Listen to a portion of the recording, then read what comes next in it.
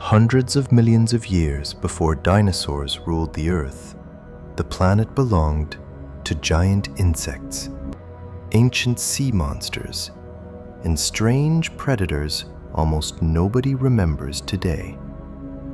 Welcome to Sleepy Earth Channel.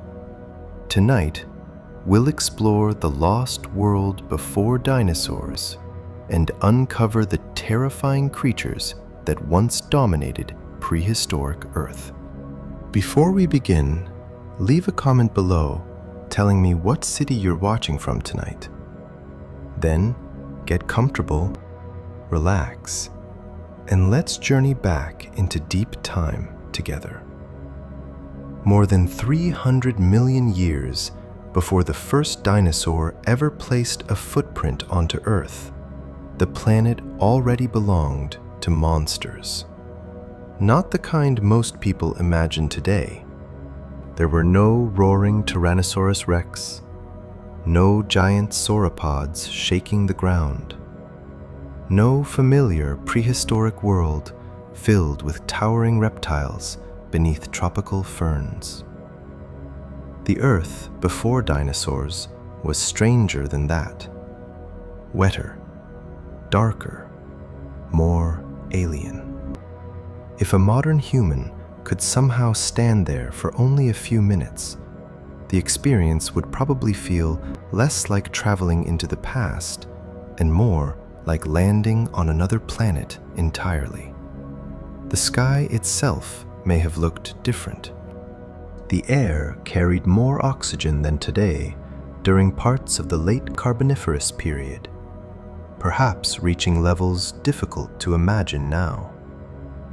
Forests stretched endlessly across warm, swampy continents, but these were not forests in the modern sense. There were no flowers, no grass moving in the wind, no birds singing overhead.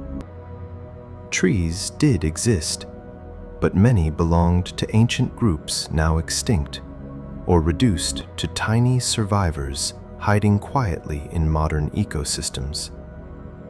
Giant club mosses rose upward like columns. Horsetails stood in dense wetlands taller than a person.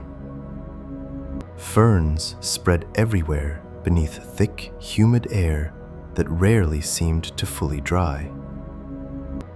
Some scientists believe the atmosphere during certain intervals may have contained enough oxygen to help fuel the growth of enormous arthropods, though the exact relationship remains debated. Even so, the fossil record leaves little doubt that some creatures living in those swamps reached unsettling sizes. Insects larger than modern birds drifted through the air.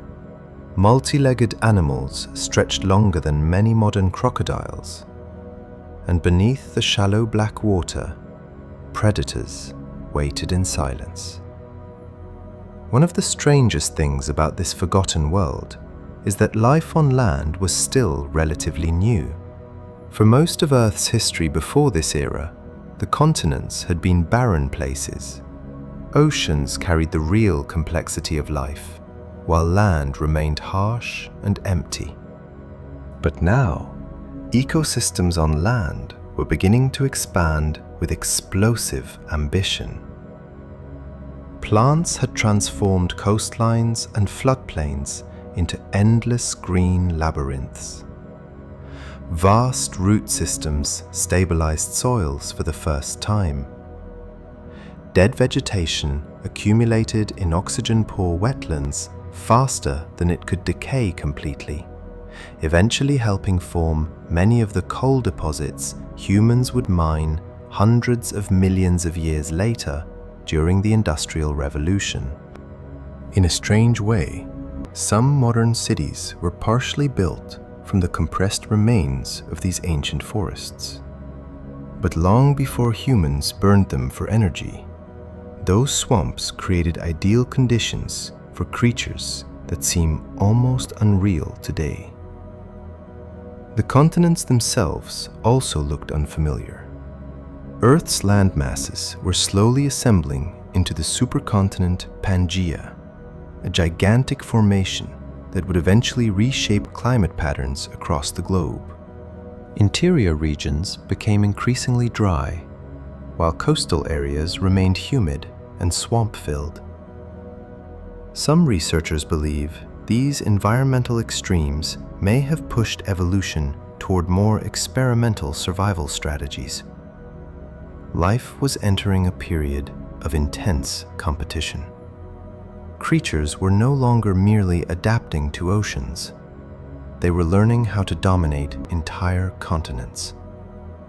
And at first, many of the rulers of this new world were not reptiles at all. They were amphibian-like hunters lurking through rivers and wetlands, bodies built for both water and land, but perfectly comfortable belonging fully to neither. The silence of those forests would not have felt peaceful. Modern forests are filled with birds, mammals, and insects, producing recognizable rhythms. The Carboniferous world likely sounded stranger, wind moving through giant fern-like plants, the clicking and buzzing of massive arthropods, the low movement of unseen animals beneath dark water. And perhaps most unsettling of all was the absence of familiar sounds humans unconsciously associate with life. No wolves howling, no monkeys calling, no songbirds at dawn. The Earth before dinosaurs was alive, but alive in a way the modern brain might struggle to emotionally process. Some paleontologists have even suggested that if humans encountered certain prehistoric ecosystems directly, the psychological effect could be deeply disturbing, simply because almost nothing would behave in ways we instinctively recognize. The creatures moving through those wetlands belonged to evolutionary experiments far removed from the world people know now. And many of them looked as though evolution had not fully decided what they were supposed to become. Yet despite how primitive this era can appear from a distance, it was also a time of astonishing innovation. One of the most important developments in Earth's history was quietly unfolding here. Vertebrates were learning how to fully escape dependence on water. Earlier animals still needed aquatic environments to reproduce. Eggs dried out easily on land. Young often depended on wet habitats for survival. But eventually, certain groups evolved protective egg structures capable of surviving away from water entirely. That single development changed the future of life forever. It allowed animals to move farther inland, colonize harsher environments, and separate themselves from the shrinking limitations of swamps and riverbanks. Some scientists compare this evolutionary step to the invention of agriculture or fire in human history. Once it happened, the trajectory of life changed permanently. But evolution rarely moves in clean, straight lines. The Earth before dinosaurs was filled with creatures representing transitional stages between older worlds and newer ones still waiting to emerge. Many animals combined features that seem contradictory today. Some looked partly amphibian, partly reptilian. Others resembled giant salamanders with predator jaws large enough to seize prey whole. There were creatures with sprawling legs, dragging through mud, and others beginning to lift themselves higher off the ground for more efficient movement. Evolution was testing possibilities, and not every possibility survived. That may be one of the most haunting aspects of prehistoric Earth. The fossil record preserves countless body plans that simply vanished. Entire dynasties of life disappeared so completely that humans only discovered they ever existed by uncovering fragments of bone trapped inside stone. Sometimes a skull, sometimes footprints, sometimes only teeth. There may have been thousands of species whose existence left no trace humans will ever find. The deeper scientists explore ancient rock layers, the more incomplete the story often becomes. Entire ecosystems may still remain hidden underground, erased by time before humanity ever learned their names. Climate also played a more violent role than many people realize. Earth during these periods was unstable in ways modern civilization has never experienced. Massive volcanic events, shifting atmospheric chemistry, changing sea levels, and continental movement constantly reshaped habitats. Forests expanded and collapsed. Wetlands dried. Oxygen fluctuated.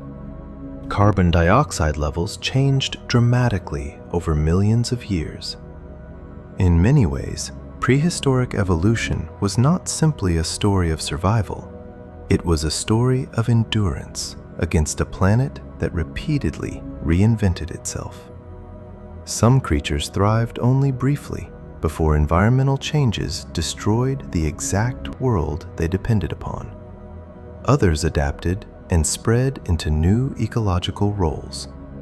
The ancestors of later dominant species often began as relatively small, unimpressive survivors, hiding within ecological chaos, while larger predators ruled temporarily overhead. That pattern would repeat again and again throughout Earth's history. What seems unstoppable in one age often disappears in the next.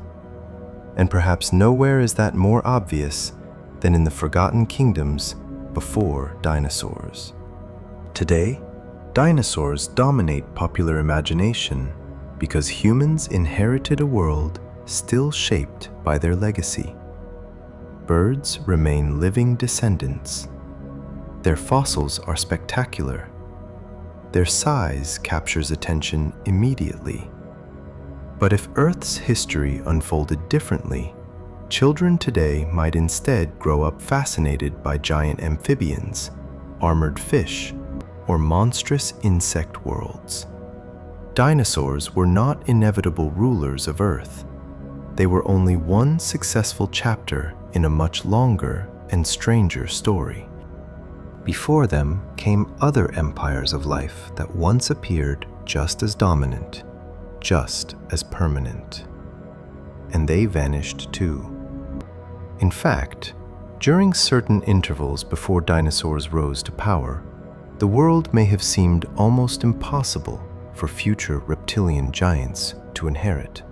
Ancient swamps stretched across enormous regions, while bizarre predator lineages already controlled food chains. Some of these creatures evolved terrifying adaptations long before famous dinosaur hunters existed. Massive jaws, saber-like teeth, thick, armored skulls, bodies specialized for ambush in dark water or sudden attacks across muddy floodplains. And unlike later dinosaur ecosystems, these worlds often lacked stable balance. Environmental shifts could rapidly destroy dominant species and create openings for entirely new forms of life. That instability may partially explain why prehistoric evolution before dinosaurs feels so surreal compared to later eras.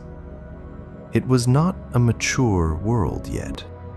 It was a world still experimenting, and perhaps that is why so many of its creatures appear almost dreamlike now. The farther back paleontologists look, the stranger Earth becomes. Familiar categories begin breaking apart. Mammal ancestors do not fully resemble mammals. Reptiles do not fully resemble reptiles. Ecosystems operate according to rules humans no longer see in nature today. It becomes harder to separate monsters from evolutionary stepping stones. And somewhere inside those endless wet forests and black prehistoric rivers, the foundations of the future were already forming quietly. Because hidden beneath the reign of amphibian giants and colossal arthropods, another group of creatures was beginning to emerge. Smaller at first, less impressive, easy to overlook in a world ruled by swamp predators. But over millions of years, those survivors would slowly inherit the earth. And when they finally did, the age of dinosaurs would begin. Long before birds ruled the skies, before pterosaurs crossed ancient oceans, and even before the first true dinosaurs began spreading across the continents, the air above Earth already belonged to giants. But they were not feathered hunters or flying reptiles. They were insects. Enormous, unsettling insects, unlike anything alive today. If you stood beside one of the swamp forests during the late Carboniferous period, around 300 million years ago, and looked upward through the humid haze, you might see something drift silently between the towering fern canopies, with wings nearly as wide as a modern hawk. At first glance, your brain might mistake it for a bird, but then it would move differently. Too mechanical, too alien. 4 transparent wings vibrating with unnatural precision. Huge compound eyes reflecting the dim green light of the swamp. A long, segmented body hanging beneath it like a living machine. This was Meganeura, one of the largest flying insects ever known to exist, and it belonged to a world where evolution seemed willing to experiment with sizes modern nature no longer allows. One of the strangest things about prehistoric Earth is that many of its most terrifying creatures would appear almost impossible by modern biological standards. Today, insects are limited by bodies that rely on passive breathing systems. Oxygen enters through tiny openings and diffuses throughout their tissues without lungs actively pumping air the way mammals do. That system works well for small animals, but as bodies grow larger, transporting oxygen becomes increasingly difficult. Yet, during parts of the Carboniferous, atmospheric oxygen levels may have climbed far higher than they are today. Some estimates suggest oxygen concentrations exceeded 30%, compared to about 21% in the modern atmosphere. Scientists continue debating exactly how much this contributed to gigantism, but many believe it played a major role in allowing arthropods to grow to extraordinary sizes. In a richer oxygen world, breathing itself became easier. Bodies that would struggle today may have functioned efficiently in those ancient forests. But oxygen alone probably does not explain everything. The Earth before dinosaurs was also missing something equally important: advanced aerial predators. There were no birds hunting insects from above, no bats darting through darkness, no fast-flying vertebrates dominating the skies. For perhaps the first time in Earth's history, insects entered an environment with enormous ecological freedom. And evolution responded quickly. Meganeura was not technically a dragonfly by modern classification, though it resembled one closely enough that people often describe it that way. Some specimens suggest wingspans approaching 2.5 feet across. Imagine something resembling a dragonfly hovering near your face with wings broader than an eagle's body. The sound alone may have been disturbing. Large modern insects already produce unsettling wing beats at close range. In a Carboniferous swamp filled with creatures far larger than modern insects, the air itself may have constantly vibrated with movement humans are no longer accustomed to hearing. But giant flying predators were only part of the story. The ground beneath those forests was equally strange. Hidden among fallen vegetation and wet soil moved Arthropleura, a massive, multi-legged arthropod that may have stretched over 8 feet long in some cases. Even today, paleontologists still debate aspects of its behavior and ecology. Despite its intimidating appearance, many researchers suspect Arthropleura was probably not an active predator. Fossil evidence suggests it may have fed largely on decaying plant material, moving slowly through swamp ecosystems like a gigantic, armored recycler of dead forests. Still, seeing one alive would almost certainly trigger primal fear in a modern human observer. Thousands of legs shifting across black mud beneath towering ferns. Segmented armor glistening in humid air. A creature that looked less like an animal and more like an ancient machine built by evolution before it fully understood anatomy. What makes these animals especially fascinating is that they were not isolated oddities. Entire ecosystems during this era leaned toward gigantism in ways difficult to fully appreciate now. Some ancient relatives of modern mayflies reached unusual sizes. Primitive scorpions hunted across damp ground. Cockroach ancestors spread widely through prehistoric forests. Insects and arthropods occupied ecological niches with a dominance that would later shrink dramatically as reptiles, birds, and mammals evolved more advanced competition. The Carboniferous world may represent one of the few moments in Earth's history when arthropods truly stood near the top of terrestrial ecosystems. And, for a while, it worked. Yet there is something strangely fragile about that dominance when viewed from a modern perspective. Giant insects seem powerful until you realize how completely their empire disappeared. The skies no longer belong to dragonflies the size of hawks. Forest floors no longer shake beneath giant millipedes. Whatever conditions allowed these creatures to thrive eventually vanished. As climates changed and oxygen levels shifted over millions of years, gigantism became harder to sustain. But another possibility may also matter. Competition changed.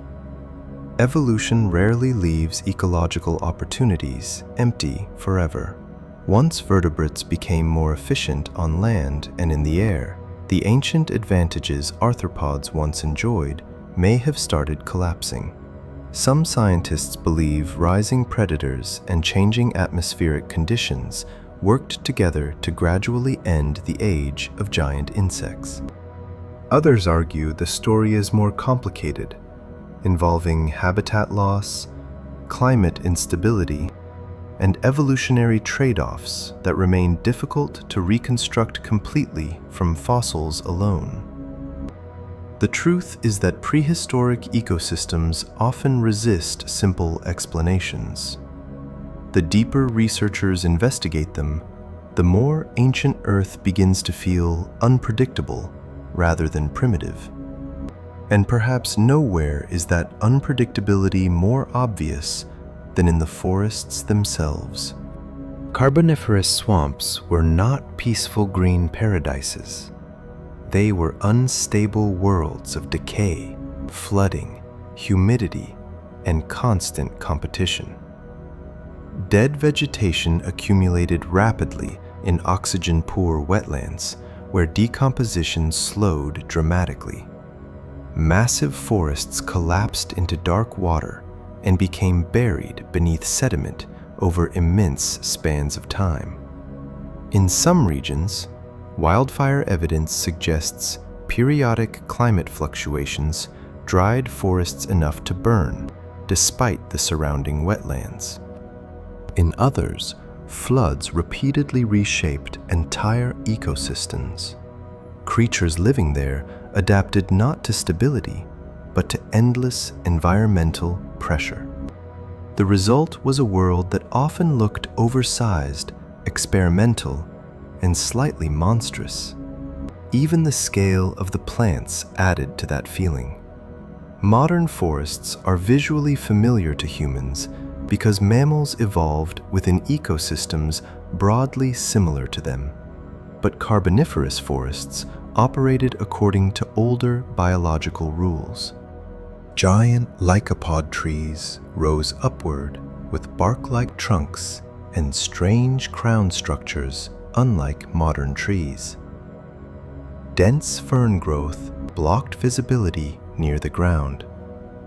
Thick humidity filled the air almost constantly. At night, these swamps may have become deeply disorienting places where visibility collapsed into darkness, while giant arthropods moved through waterlogged vegetation. There is an uncomfortable possibility that prehistoric Earth before dinosaurs would have felt psychologically oppressive to modern humans in ways difficult to describe. Not merely dangerous, but wrong. Too much movement, too many unfamiliar body forms, too few recognizable sounds. And, perhaps most disturbing of all, was the realization that evolution at this stage had not settled into the patterns humans unconsciously expect from nature. Modern ecosystems contain balance built over millions of years of competition between birds, mammals, reptiles, insects, and flowering plants. The Carboniferous world belonged to an earlier stage of experimentation. Evolution had not yet narrowed its possibilities. That openness created strange giants, bizarre anatomies, and ecosystems that now feel almost surreal. Yet, despite how alien these forests appear, they were laying foundations for the future. Insects changed Earth profoundly during this era. Their interactions with plants helped shape terrestrial ecosystems. Their dominance pressured other animals to adapt. Their rise and eventual decline became part of the larger evolutionary shifts slowly transforming life on land.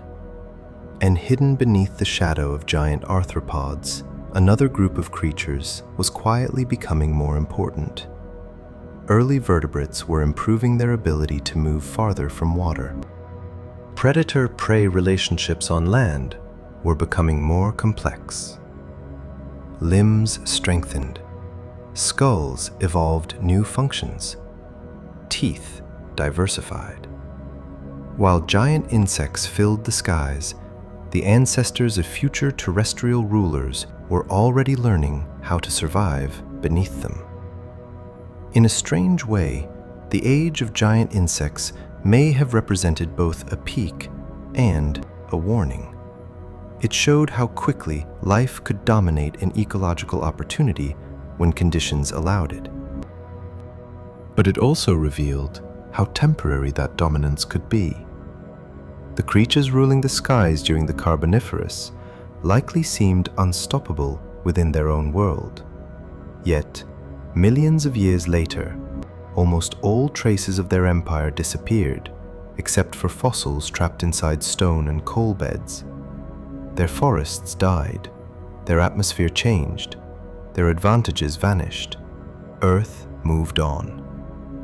That pattern would repeat again and again throughout prehistory. Entire dynasties of life would rise, believing, in evolutionary terms, they had mastered the planet, only to disappear when the world changed faster than they could adapt. And perhaps that is one of the deepest truths hidden inside the story of giant insects. The Earth before dinosaurs was not building toward perfection. It was testing possibilities. Some possibilities lasted for hundreds of millions of years. Others vanished almost completely. But for one extraordinary stretch of time, long before reptiles conquered the world, the sky above Earth belonged to creatures humans now struggle to imagine were ever real at all. Long before giant reptiles ruled the continents, the most dangerous creatures on Earth were something far stranger. They were not fully fish anymore, yet not fully adapted to land either. They belonged to an in-between world that no longer exists.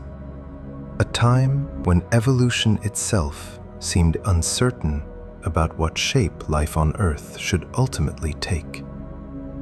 In the endless wetlands and black rivers of the late Carboniferous and Permian periods, enormous amphibian predators lurked beneath the surface like prehistoric shadows.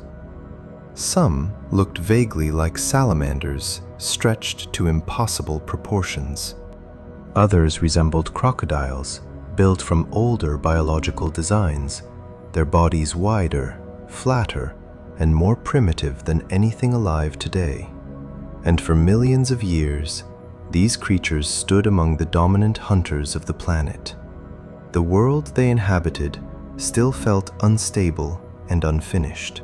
Forests drowned beneath humid skies, swamps spread across vast lowlands, rivers twisted endlessly through dense vegetation where visibility collapsed into darkness only a few feet from shore. Water remained central to life in ways modern humans often underestimate. Even though many vertebrates had begun adapting to land, most ecosystems still revolved around wetlands, floodplains, and shallow freshwater systems. And in those environments, the amphibian giants thrived. One of the reasons these animals appear so unsettling now is because modern amphibians feel small and fragile. Frogs, salamanders, and newts survive quietly in hidden corners of modern ecosystems. It is difficult to imagine their distant relatives once dominating entire landscapes. Yet, some prehistoric amphibians grew larger than modern bears. Creatures like Eriops developed thick muscular limbs and massive skulls capable of crushing prey with frightening force. Others, like Mastodonsaurus, evolved heads so enormous that their entire bodies seemed built around jaws. Some skulls measured over 4 feet long alone. Fossil evidence suggests certain species possessed teeth that projected upward even when the mouth was closed, creating a permanent appearance of exposed fangs. In dark, prehistoric water, those features may have made them look less like animals and more like ancient traps waiting silently beneath the surface. Unlike later dinosaur predators that often relied on speed and active pursuit, Many amphibian hunters appear to have specialized in ambush. Their bodies remained low and heavy. Eyes sat near the top of the skull, ideal for watching from shallow water while remaining mostly hidden. Some researchers compare their behavior loosely to modern crocodilians, though these ancient predators were separated from crocodiles by immense evolutionary distance. The similarities may reflect convergent evolution more than close biological relationship. When ecosystems produce large aquatic ambush predators, certain body plans simply work. Wide jaws, flattened bodies, sudden explosive attacks from still water. Evolution often rediscovers the same solutions repeatedly across deep time.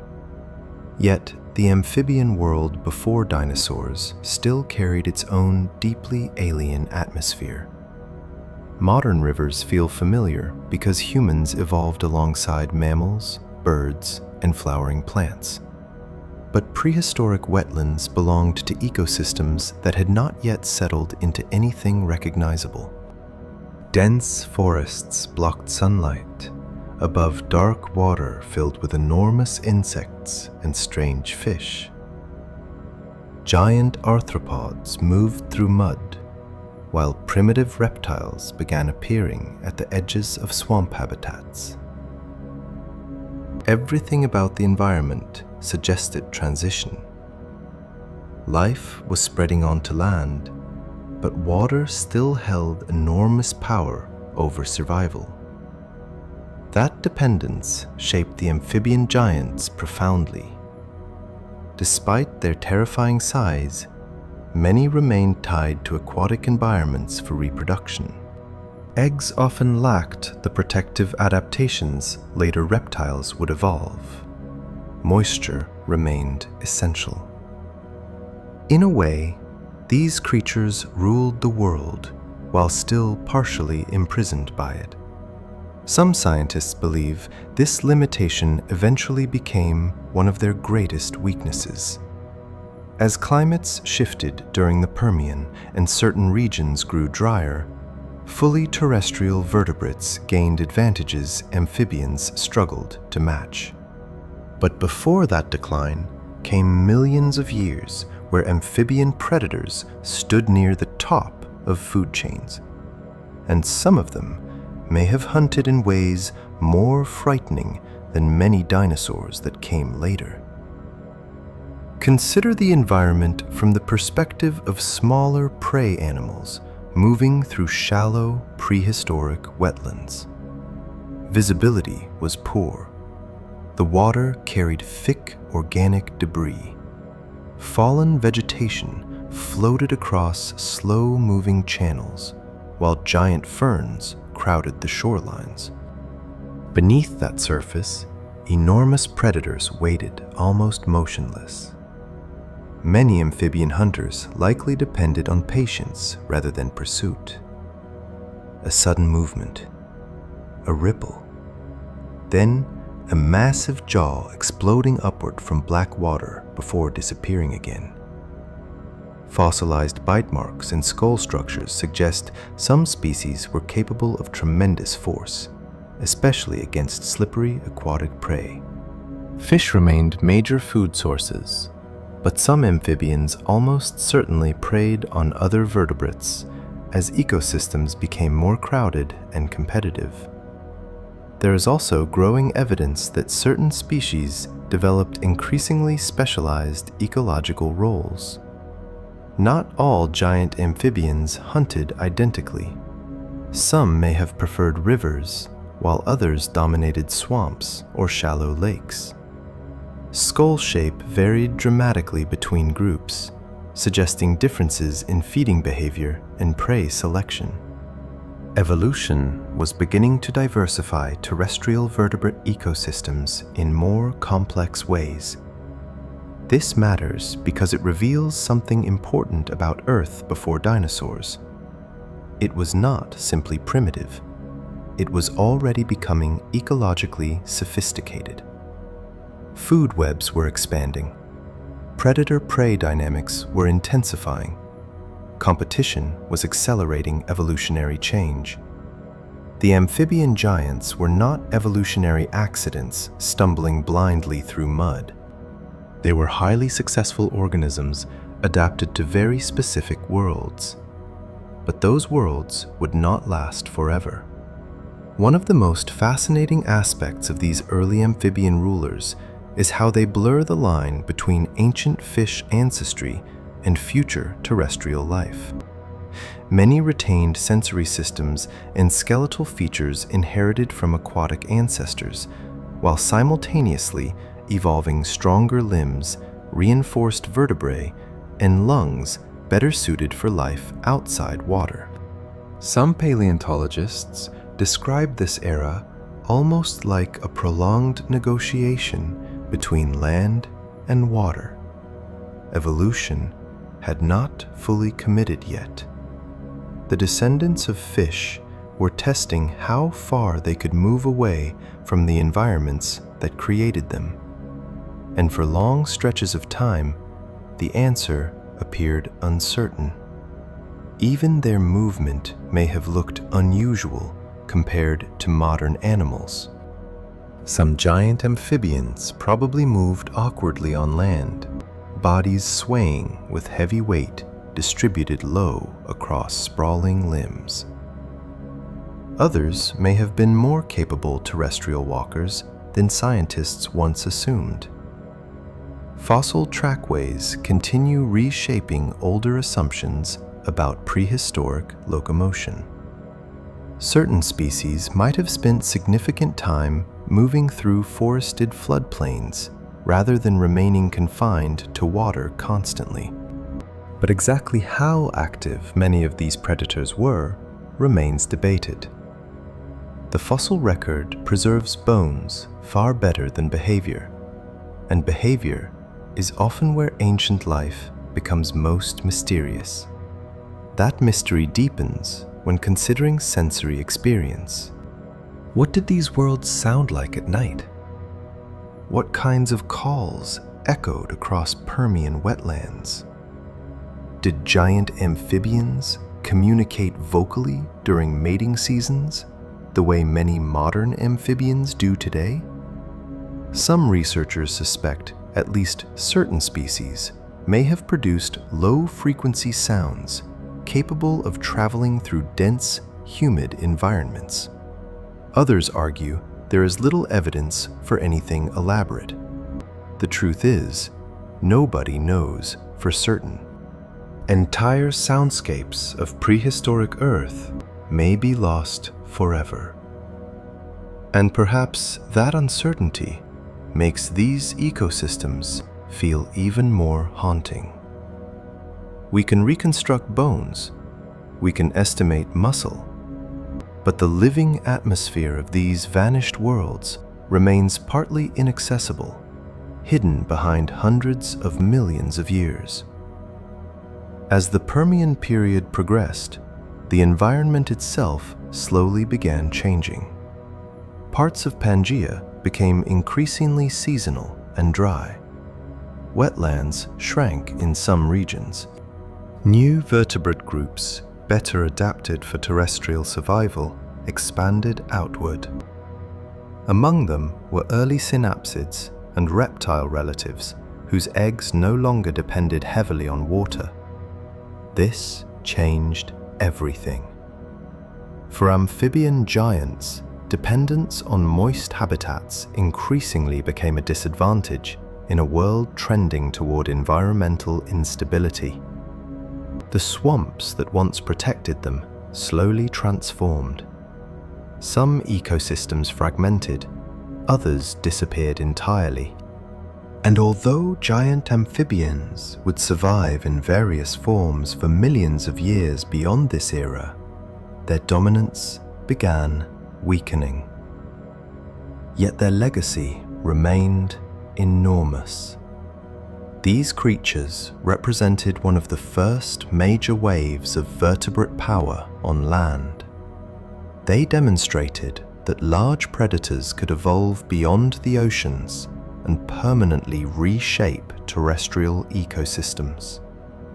In many ways, they prepared the world for everything that followed. Without these early amphibian rulers, later reptilian dynasties may never have emerged in the same way. They were transitional creatures, but transitional does not mean unimportant. Sometimes the most influential organisms in Earth's history are not the ones that last longest. They are the ones that open doors evolution never closes again. And standing at the edge of a prehistoric swamp during their reign, watching massive shapes move silently beneath dark water while giant insects drift overhead, a human observer might slowly realize something unsettling. Dinosaurs were not the beginning of Earth's monsters. They were only successors, inheriting a planet already shaped by older nightmares. As the ancient swamps of Earth slowly began to shrink and the planet drifted toward a harsher, drier future, a different kind of creature started spreading across the continents. They were smaller than many of the amphibian giants that once dominated the wetlands, and at first glance, they may not have looked particularly impressive. Some crawled low to the ground, with sprawling limbs and thick bodies dragging through dust and fern shadows. Others hunted insects beneath the roots of dying forests, or moved cautiously across riverbanks, where giant predators still waited in dark water. But hidden inside these animals was one of the most important evolutionary breakthroughs in the history of life on Earth. They no longer belonged entirely to the water. And once that boundary was broken, the planet itself would begin to change forever. Today, people often imagine the first reptiles as primitive lizards wandering through prehistoric deserts. But the reality was far stranger and far more complicated. The creatures beginning to inherit the Earth during the late Carboniferous and Permian periods did not fit neatly into modern categories. Some were early reptile relatives, others belonged to synapsids, a group that would eventually give rise to mammals millions of years later. In fact, many of the reptile-like animals of this era were actually closer to humans than they were to modern reptiles. That idea feels almost absurd at first because these creatures looked so alien. Yet evolution does not move according to appearances humans instinctively understand. Entire dynasties of life can wear bodies that seem reptilian, while quietly carrying the foundations of something completely different inside their skulls, teeth, and metabolism. One of the greatest revolutions these early terrestrial vertebrates achieved was the amniotic egg. Before this development, most vertebrate reproduction remained tied to water. Eggs needed moisture to survive. Young animals often depended on aquatic environments during early life stages. But the amniotic egg changed the rules completely. Protected by specialized membranes and shells or leathery coverings, embryos could now develop away from open water. It is difficult to overstate how important this was. Some scientists consider it one of the defining moments in vertebrate evolution because it allowed life to escape the swamp permanently. Animals no longer needed to remain near rivers and wetlands to reproduce. Entire inland environments suddenly became accessible.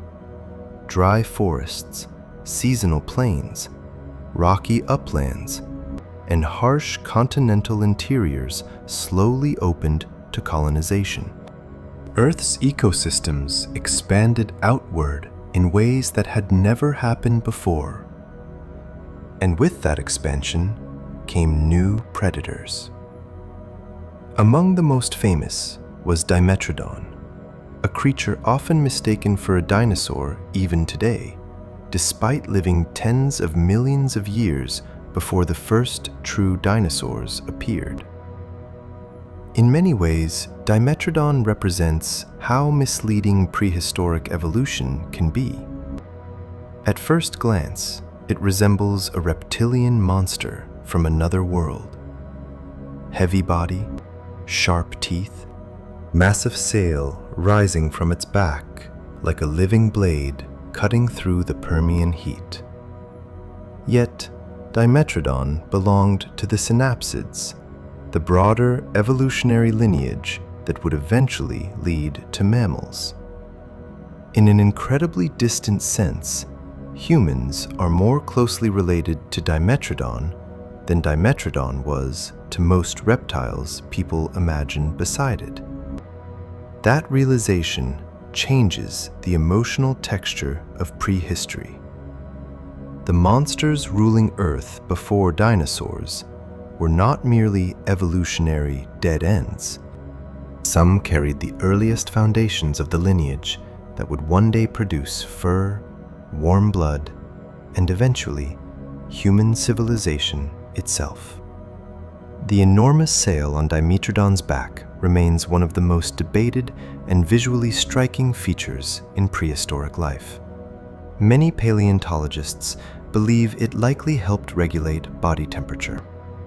Blood vessels running through the sail may have allowed the animal to warm itself efficiently under sunlight or release excess heat more effectively. In a world where temperature control could determine survival, such an adaptation might have provided major advantages. But alternative ideas have also existed over the years. Some researchers have proposed the sail played roles in display, intimidation, mate attraction, or species recognition. It may even have served multiple functions simultaneously. Nature often reuses the same structure for different purposes over evolutionary time.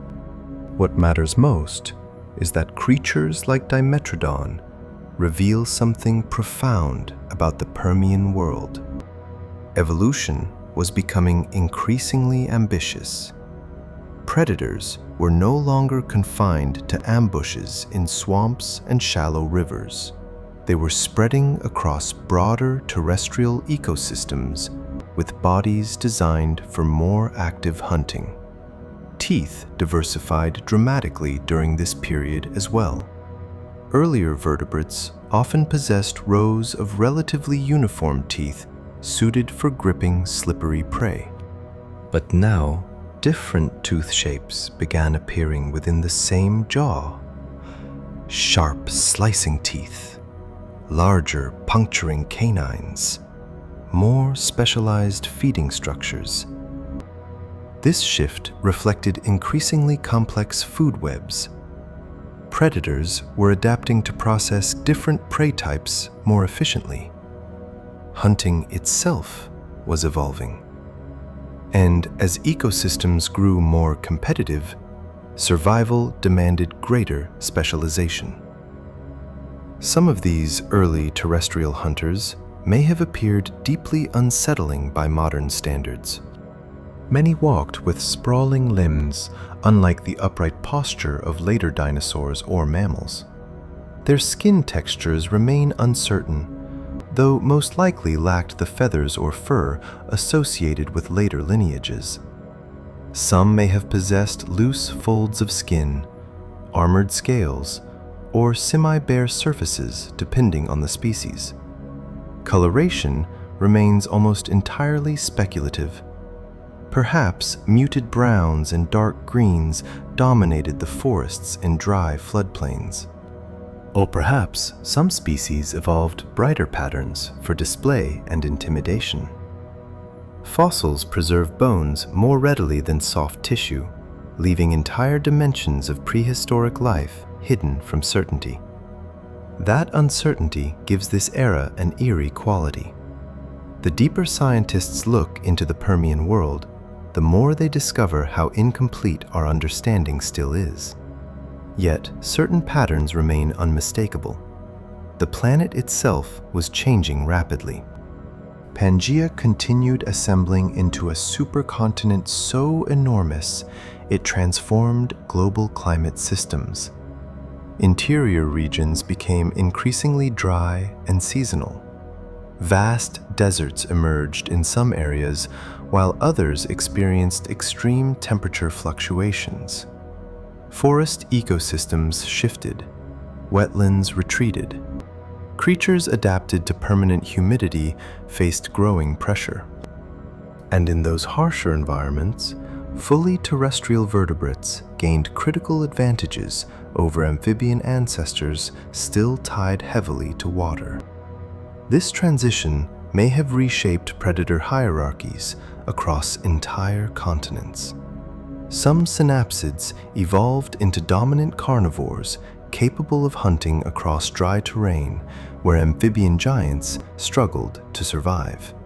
Others became herbivores, feeding on tough prehistoric vegetation spreading through changing ecosystems. Evolution was diversifying rapidly now, experimenting with body plans that would influence life for hundreds of millions of years afterward. In some ways, the Permian world feels like the true beginning of terrestrial animal civilization. Not civilization in the human sense, but the first large-scale establishment of complex land ecosystems dominated by vertebrates adapted for permanent terrestrial life. The atmosphere of this world likely felt very different from the earlier Carboniferous swamps. Drier winds moved across broad landscapes beneath red skies filled with dust from seasonal climates. Rivers still existed, but they no longer controlled all life completely. Animals ranged farther inland. Predator territories expanded. Competition intensified. Some researchers believe metabolism itself may have begun changing during this era, with certain lineages developing more active lifestyles, requiring greater energy efficiency. There is ongoing debate about exactly how advanced some of these adaptations became, but the direction of evolution was unmistakable. Earth's creatures were becoming faster, more mobile, and less dependent on ancient amphibian patterns of survival. And still, despite all these innovations, this world remained profoundly alien compared to later dinosaur ecosystems. There were no grasses covering plains, no birds overhead, no mammals scurrying through undergrowth in familiar forms. The Earth before dinosaurs was filled with creatures occupying evolutionary spaces that no longer exist today. Some species combined mammal-like skull structures with reptilian bodies. Others displayed bizarre anatomical mixtures, difficult to compare to any modern animal directly. Evolution had not yet stabilized into the dominant patterns humans unconsciously recognize from nature.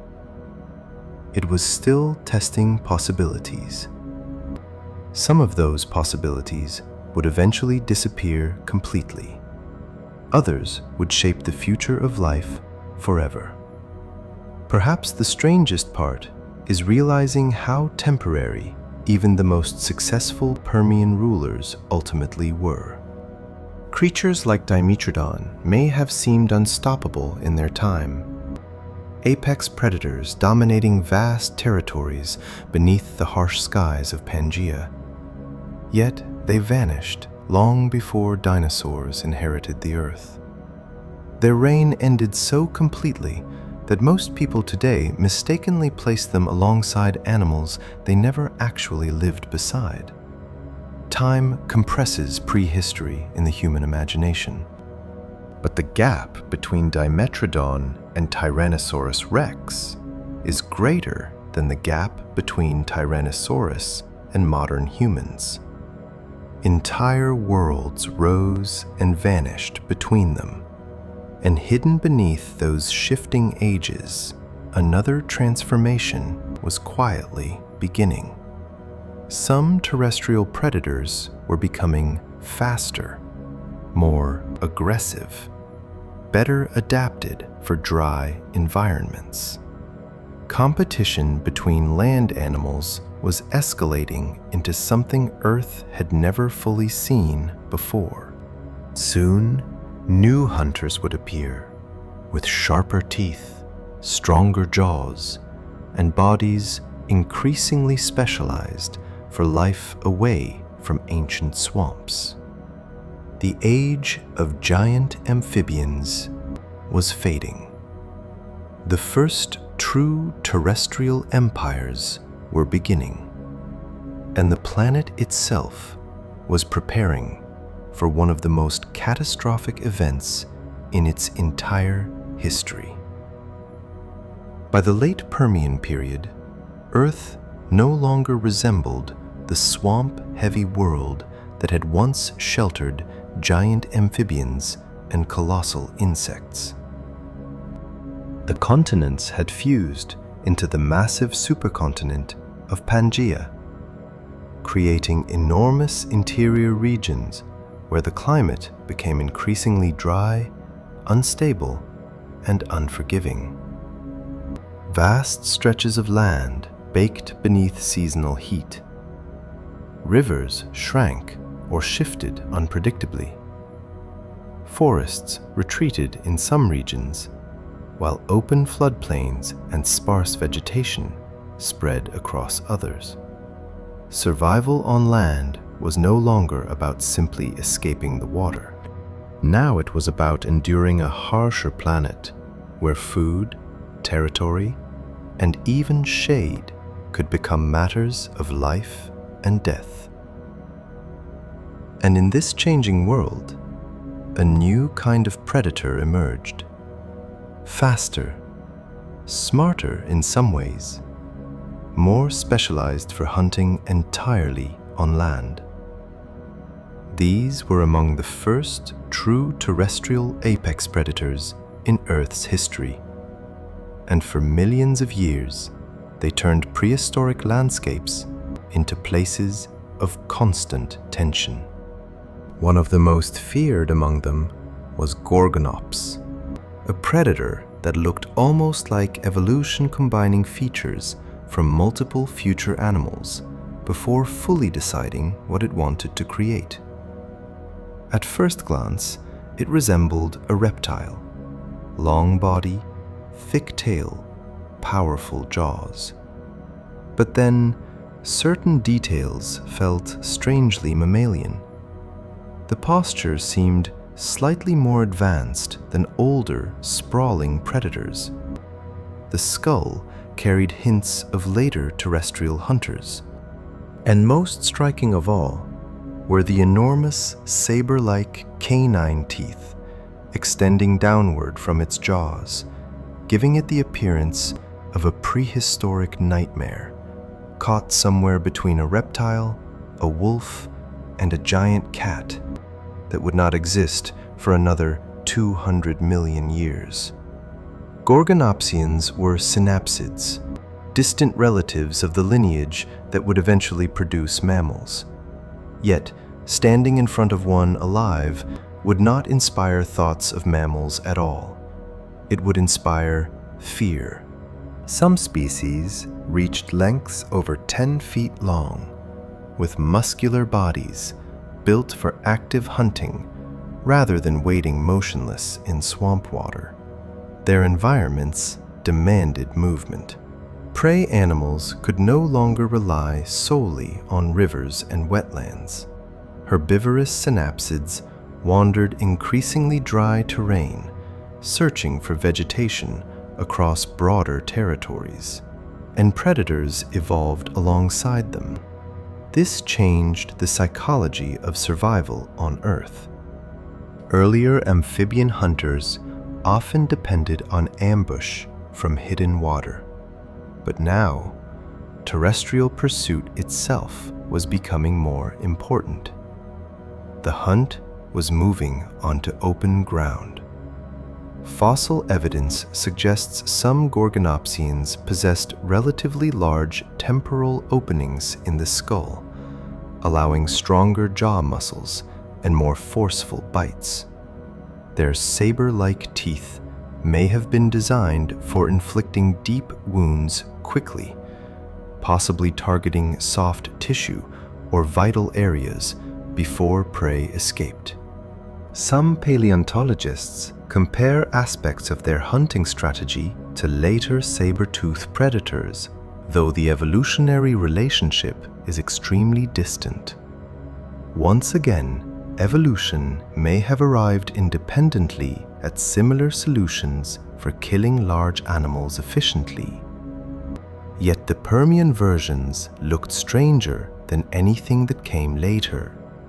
Their bodies still carried traces of older reptile-like ancestry, while simultaneously hinting at future mammalian adaptations. They belonged to an evolutionary world that no longer exists anywhere on Earth today. What makes these predators especially fascinating is how quickly terrestrial ecosystems were changing around them. The Permian world had become increasingly competitive. Herbivores diversified into large-bodied plant eaters, capable of surviving drier climates and tougher vegetation. Some species evolved barrel-shaped bodies for digesting fibrous plants efficiently. Others developed defensive adaptations, including thick skulls or powerful limbs. As prey became larger and more specialized, predators responded by becoming more efficient killers. Entire food chains were now operating fully on land, at scales earlier ecosystems had rarely achieved. And unlike modern ecosystems, shaped by birds, mammals, and flowering plants, the Permian world still felt profoundly unfamiliar. There was little softness to it. No grasslands waving beneath mammal herds. No birds filling the sky with sound. The atmosphere of this planet may have felt quieter in some ways, but also more tense. Wind moving across dry floodplains, heavy footsteps through sparse vegetation, distant storms forming across the interior of Pangaea, and, somewhere beyond visibility, predators moving across land that had never known human eyes. Some researchers believe the extreme environmental conditions of Pangaea itself may have accelerated evolutionary pressure. The supercontinent created enormous seasonal contrasts. Interior regions likely experienced brutal heat during parts of the year and dramatic drought cycles in certain areas.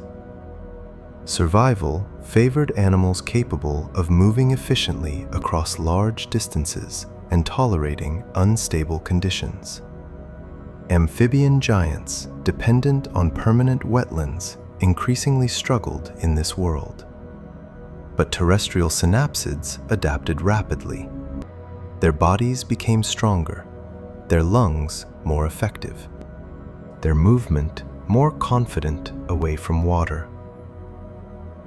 In many ways, Earth was witnessing the first major radiation of large vertebrates truly built for continental life. Yet, the deeper paleontologists study these animals, the stranger they become. Gorgonopsians were apex predators, but they were not alone. Other predatory synapsids filled various ecological roles across the Permian landscape. Some species remained relatively small insectivores. Others evolved into massive carnivores, capable of challenging nearly anything in their environment. Competition between predators likely intensified as ecosystems became more crowded. Bite marks found on fossils hint at violent interactions not only between predator and prey, but sometimes between predators themselves. Territorial conflict may have been common in landscapes where resources fluctuated unpredictably with climate changes. And unlike modern predators shaped by millions of years of mammalian refinement, these hunters may have moved with unfamiliar patterns and behaviors, difficult for humans to intuitively understand. Their brains differed. Their sensory priorities may have differed. Even their social behavior remains uncertain. Some scientists suspect many large Permian predators were solitary. Others argue temporary group interactions may have occurred under certain conditions. Fossils rarely preserve social structure clearly. Most of prehistoric behavior disappears long before bones fossilize. That uncertainty creates one of the most haunting aspects of deep prehistory. We can reconstruct the shape of a skull, but not necessarily the way an animal watched the world. We can estimate muscle, but not fully understand instinct. Entire emotional realities of prehistoric predators may be permanently lost to time. Still, certain details emerge strongly enough to reshape our image of this world. Some herbivorous synapsids developed enormous body sizes, creating prey animals far larger than earlier amphibian ecosystems commonly supported. This alone transformed predator behavior. Hunting large terrestrial prey requires different strategies than ambushing fish or small animals in swamps. Stamina, mobility, timing, and bite specialization become increasingly important. The Permian world was not simply growing bigger creatures, it was building more complex ecological tension. Predator-prey relationships were escalating towards something closer to later Mesozoic and even modern ecosystems. And hidden within these changes were early foundations of evolutionary strategies that mammals and dinosaurs would both later refine in different directions. There is also evidence that some synapsids may have possessed higher metabolic rates than older reptile-like vertebrates, though exactly how advanced these systems became remains debated. Bone structure, posture, and growth patterns hint that certain lineages may have been more active than traditionally imagined. If true, that would mean some Permian predators hunted with greater endurance and energy than earlier terrestrial hunters.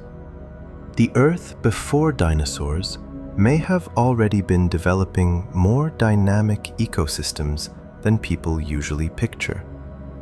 But this rise of terrestrial predators came with a darker reality. As ecosystems grew more specialized, they also became more vulnerable. Pangaea's climate instability placed increasing stress on food chains already stretched across enormous territories. Droughts, volcanic activity, shifting temperatures, and ecological competition created a world balanced on tension. Some species flourished spectacularly for a time, expanding across continents as dominant hunters. Yet, their success depended heavily on environmental conditions remaining survivable, and Earth was quietly moving toward catastrophe. One of the eerie patterns repeated throughout prehistory is that dominant predators often emerge shortly before ecological collapse. It happened later with dinosaurs. It would happen again with large Ice Age mammals. And during the Permian, creatures like Gorgonops rose into power, while the planet itself drifted toward one of the worst extinction events in Earth's history. But standing inside that world before disaster arrived, no animal could have understood what was coming. The predators roaming those dry floodplains likely seemed invincible. Their saber teeth tore through prey.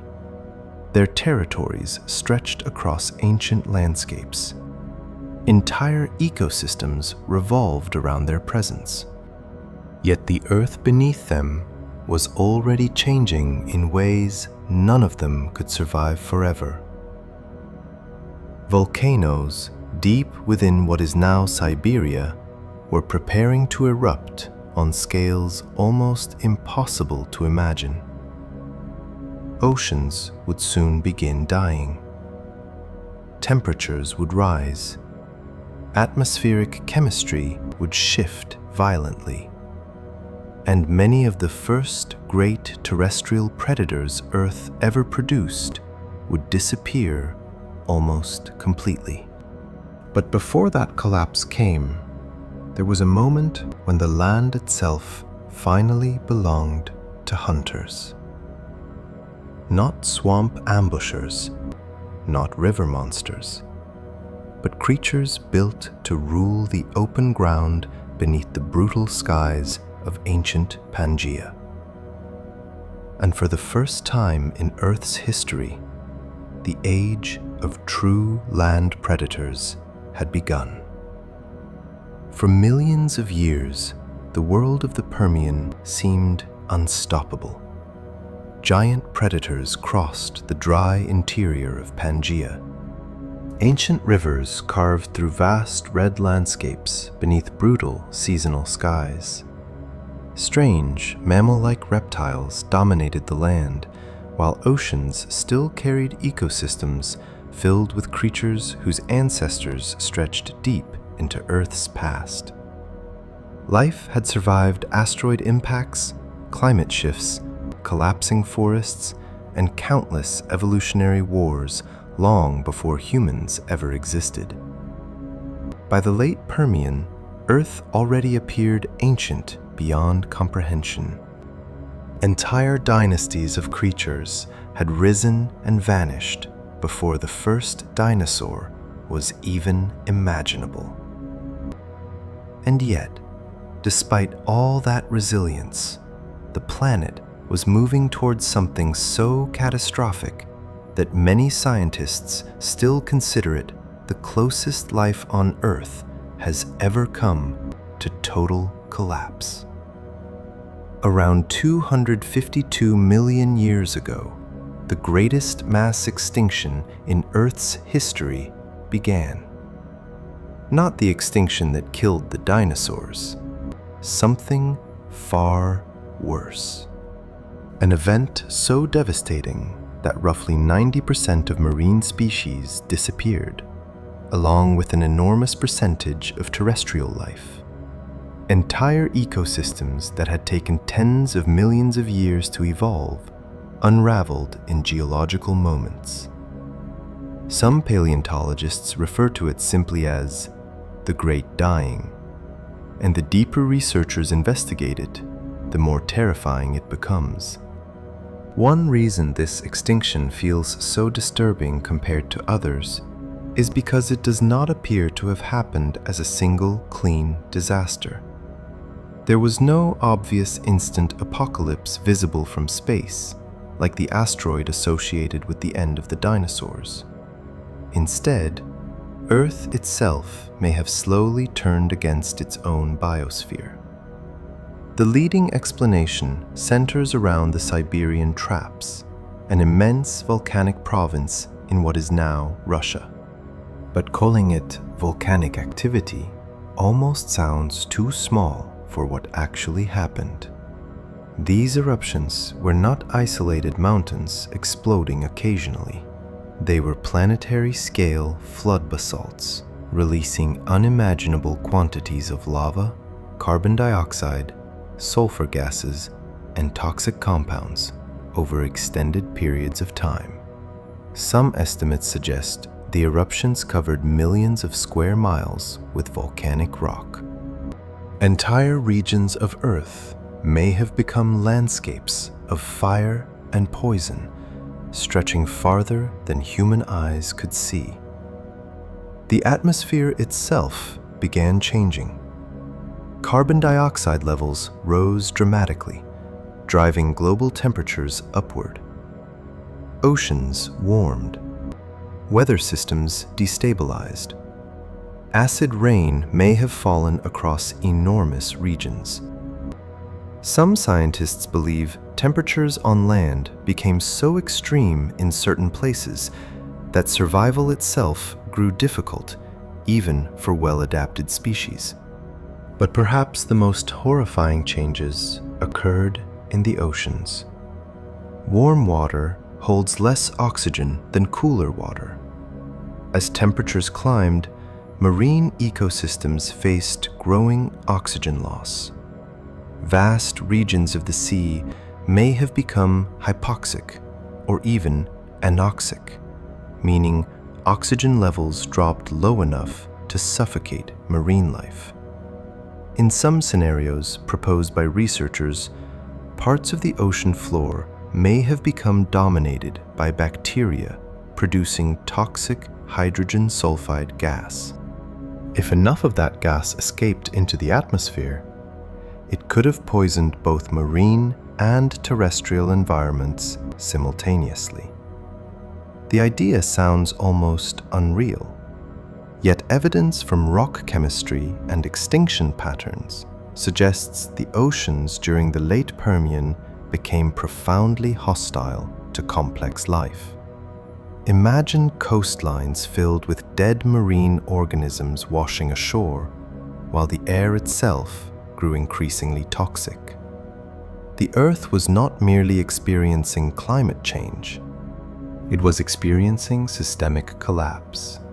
And because ecosystems are interconnected, collapse spread rapidly.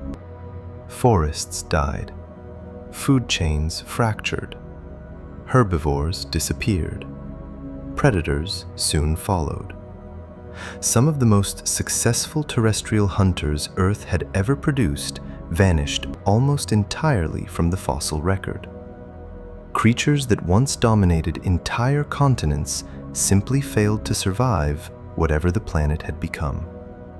One of the eerie realities of mass extinctions is that dominance offers very little protection. Apex predators often disappear precisely because they depend on stable ecosystems beneath them. Once prey populations collapse, the strongest hunters frequently die soon after. In a way, the Permian extinction exposed how fragile even the most powerful evolutionary empires truly are. And this collapse did not happen in silence. Volcanic eruptions on that scale would have transformed entire skies. Ash clouds darkened regions of the atmosphere. Wildfires likely spread across drought-stressed vegetation. Some scientists believe warming oceans may have destabilized methane trapped beneath the sea floor, releasing even more greenhouse gases into the atmosphere in a terrifying feedback loop. The Earth may have entered a cascading chain reaction where each environmental disaster intensified the next. Rising temperatures reduced oxygen. Reduced oxygen killed ecosystems. Dying ecosystems altered atmospheric chemistry further. The planet became increasingly hostile to its own life systems.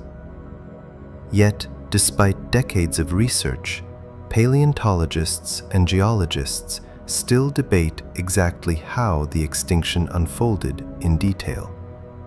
Some evidence suggests multiple waves of crisis rather than one singular event. Other studies imply certain ecosystems collapsed rapidly, while others deteriorated more gradually over hundreds of thousands of years. There are even hypotheses proposing asteroid impacts may have contributed in some way, though the evidence remains far less convincing than for the later dinosaur extinction. That uncertainty matters because it reveals something unsettling about Earth's history. Even now, humanity may not fully understand how close life once came to disappearing entirely. Some researchers argue complex ecosystems nearly reset from scratch after the Permian extinction. Others believe pockets of survival preserved more continuity than previously assumed. But nearly everyone agrees on one thing.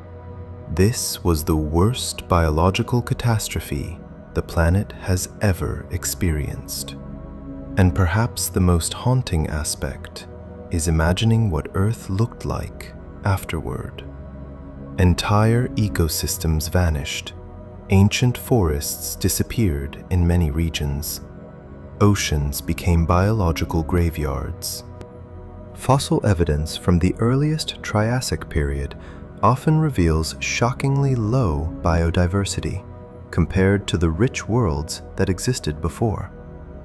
It was as though the planet itself had been emptied. Some scientists describe parts of the post-extinction world almost like a biological wasteland. Recovery took millions of years, not centuries, not thousands of years, millions. That alone reveals the scale of devastation. Human civilization often measures catastrophe in decades. Earth measures catastrophe differently. There is also evidence that the extinction reshaped evolution in ways impossible to reverse. Entire groups vanished permanently, leaving ecological openings for survivors to expand into. The dominant predators and herbivores of the Permian disappeared, allowing new lineages to rise later during the Triassic. In many ways, dinosaurs only became possible because the Permian world collapsed first. Without this extinction, Earth may never have belonged to dinosaurs at all. Mammal-like reptiles might have continued dominating terrestrial ecosystems indefinitely. Evolution does not move toward predetermined outcomes. It responds to survival and opportunity. And sometimes, opportunity only appears after unimaginable destruction. The emotional weight of that idea changes how the Permian extinction feels. This was not merely a disaster at the end of one era. It was a planetary reset that erased entire evolutionary futures while accidentally creating space for new ones. Countless species vanished forever, so different life forms could eventually emerge millions of years later. Yet, during the extinction itself, there was no larger narrative, no sense of transition, only collapse. Animals wandering through landscapes where vegetation no longer recovered normally. Rivers shrinking beneath extreme heat, oceans losing oxygen, food chains failing, and above it all, volcanic eruptions continuing for immense spans of time, as though the Earth itself had entered a state of geological violence beyond anything modern humans have witnessed. Some paleontologists believe fungi may have briefly spread across huge regions after forests collapsed, feeding on dead organic material left behind by dying ecosystems. There are fossil layers suggesting unusual fungal abundance during parts of the recovery period, though interpretations remain debated. Still, the image itself feels disturbingly appropriate. A world covered not by thriving forests, but by decomposition, by decay, by survival stripped down to its harshest form. And yet life did survive. That may be the strangest part of all. Even after the greatest extinction in Earth's history, some organisms endured. Small populations persisted in scattered refuges across a dying planet. Certain lineages adapted to brutal heat and unstable conditions. Tiny survivors, hidden within collapsing ecosystems, eventually became the ancestors of future worlds. Among them were early archosaur relatives, distant precursors to crocodiles, pterosaurs, and dinosaurs. At the time, they were not rulers. They were merely survivors, small creatures navigating the ruins of an ancient Earth that had nearly destroyed itself. And perhaps that is what makes the Permian extinction feel so unsettling compared to later prehistoric catastrophes. It reminds us that life on Earth is not guaranteed stability. Entire worlds can vanish. Dominant species can disappear almost completely. Oceans can turn hostile. Skies can poison ecosystems. The planet humans know today is only one temporary version among many Earth has already created and erased. Long before dinosaurs ruled the world, another age ended in fire, heat, and silence so severe that for a moment in deep time, it almost seemed as though the story of complex life itself might simply stop there, forever. Long before dinosaurs thundered across continents, Earth's oceans already belonged to monsters. Not metaphorical monsters, but creatures so bizarre and overwhelming that even modern marine predators can feel strangely tame beside them. And unlike the land, where forests and deserts at least offered visibility and distance, the prehistoric oceans hid their predators beneath darkness humans could never fully control. Even today, people fear deep water instinctively. Scientists sometimes argue that part of this fear comes from uncertainty itself. Humans evolved as land creatures with limited awareness beneath the surface. In ancient seas, that uncertainty would have been far worse. The oceans before dinosaurs were crowded with body plans that no longer exist. Predators shaped by evolutionary experiments so strange that some barely resemble anything alive today. In many ways, the sea remained evolution's most dangerous laboratory. One of the earliest giants to haunt those ancient waters was Dunkleosteus, a massive armored fish that lived long before the Permian extinction reshaped Earth. Although separated by millions of years from later prehistoric predators, its existence revealed something important about the oceans. They were already producing apex hunters on terrifying scales far earlier than most people imagine. Dunkleosteus did not rely on rows of sharp teeth like modern sharks. Instead, its jaws contained sharpened, bony plates capable of acting almost like self-sharpening blades. Some estimates suggest its bite force rivaled or exceeded many famous predators that evolved far later. Fossil evidence indicates it could probably slice through prey with astonishing speed, and certain researchers believe its jaws may have opened with explosive force, similar to modern suction-feeding predators, before clamping shut violently.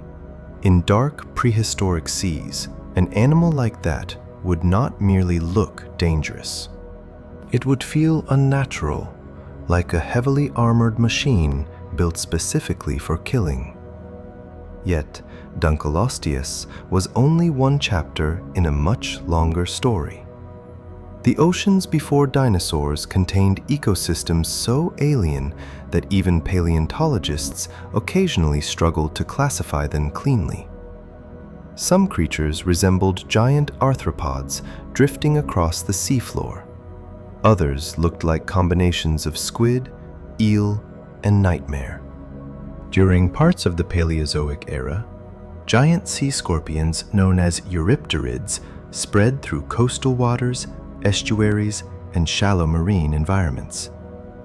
Certain species may have reached lengths over 8 feet long, though exact measurements remain debated because fossils are often incomplete.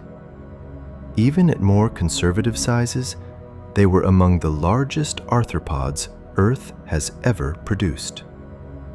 Their bodies carried curved tails, segmented armor, and grasping limbs adapted for life beneath murky water. Some scientists suspect they were ambush predators, while others argue many species may have scavenged opportunistically, depending on habitat. What matters most is how completely unfamiliar these ecosystems would appear to a modern observer. Nothing moved quite like modern marine life. The rules of anatomy were still more flexible then. Evolution had not yet narrowed itself into the body plans humans unconsciously expect from oceans today. And perhaps no prehistoric fish captures that unsettling strangeness better than Helicoprion. At first glance, its fossils confused scientists for decades because no one fully understood what they were seeing. The creature possessed a bizarre spiral arrangement of teeth, unlike almost anything else in vertebrate history. Early researchers proposed wildly different interpretations. Some imagined the spiral projecting outward like a circular saw. Others thought it curled beneath the jaw or even extended from the snout. Modern reconstructions generally place the tooth whorl inside the lower jaw, where new teeth continuously rotated forward as older teeth moved outward in a terrifying conveyor belt of serrated blades. But even now, debate continues regarding exactly how Helicoprion hunted and processed prey. Some paleontologists believe it specialized in soft-bodied animals, such as squid-like cephalopods. Others argue it may have targeted fish or mixed prey, depending on ecological conditions. The uncertainty itself makes the animal feel more disturbing. It belonged to an evolutionary design so strange, humans still argue over how it functioned hundreds of millions of years later. And all of these creatures lived in oceans that were often warmer, shallower, and chemically different from modern seas. Continental arrangements changed ocean circulation constantly. Vast, shallow inland seas appeared and vanished over geological time. Coral ecosystems differed dramatically from modern reefs. Entire groups of marine organisms rose into dominance before disappearing forever. Trilobites crawled across ancient seafloors for immense spans of time before extinction erased them completely.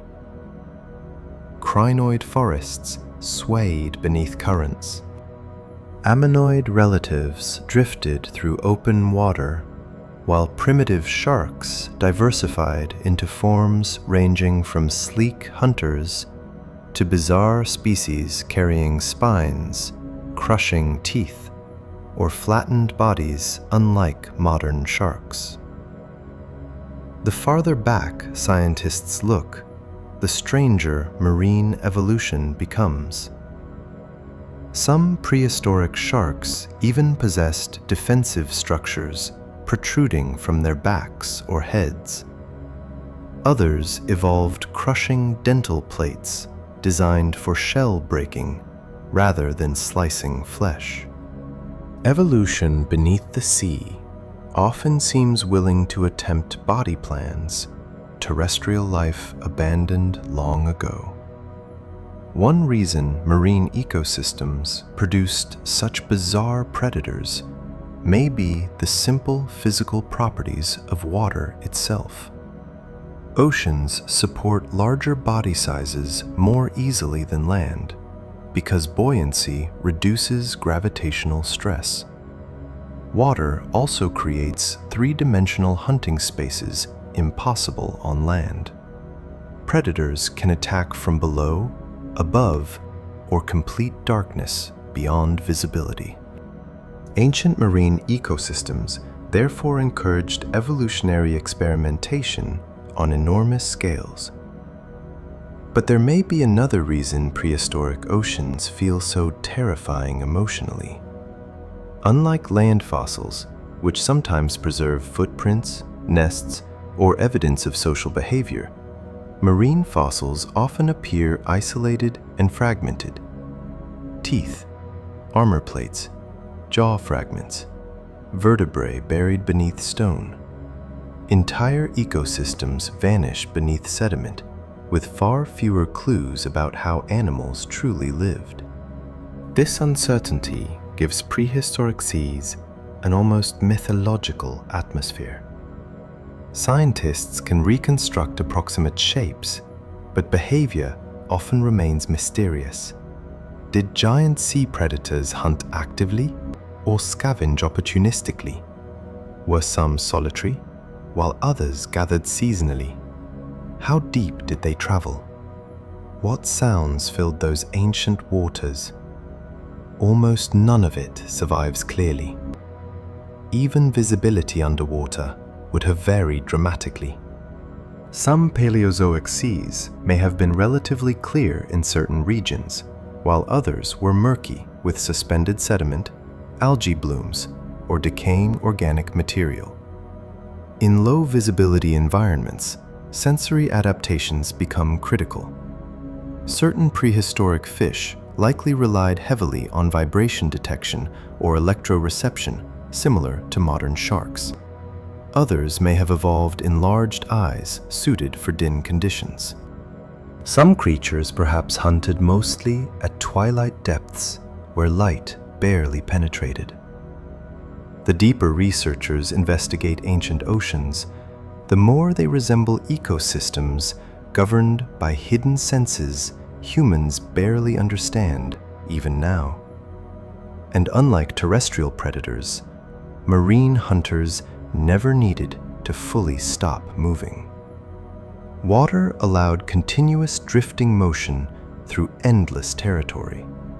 A creature could vanish into darkness only to reappear moments later from another direction entirely. That unpredictability shaped marine survival profoundly. Some prey animals evolved armor plating. Others formed schools or developed rapid escape behaviors.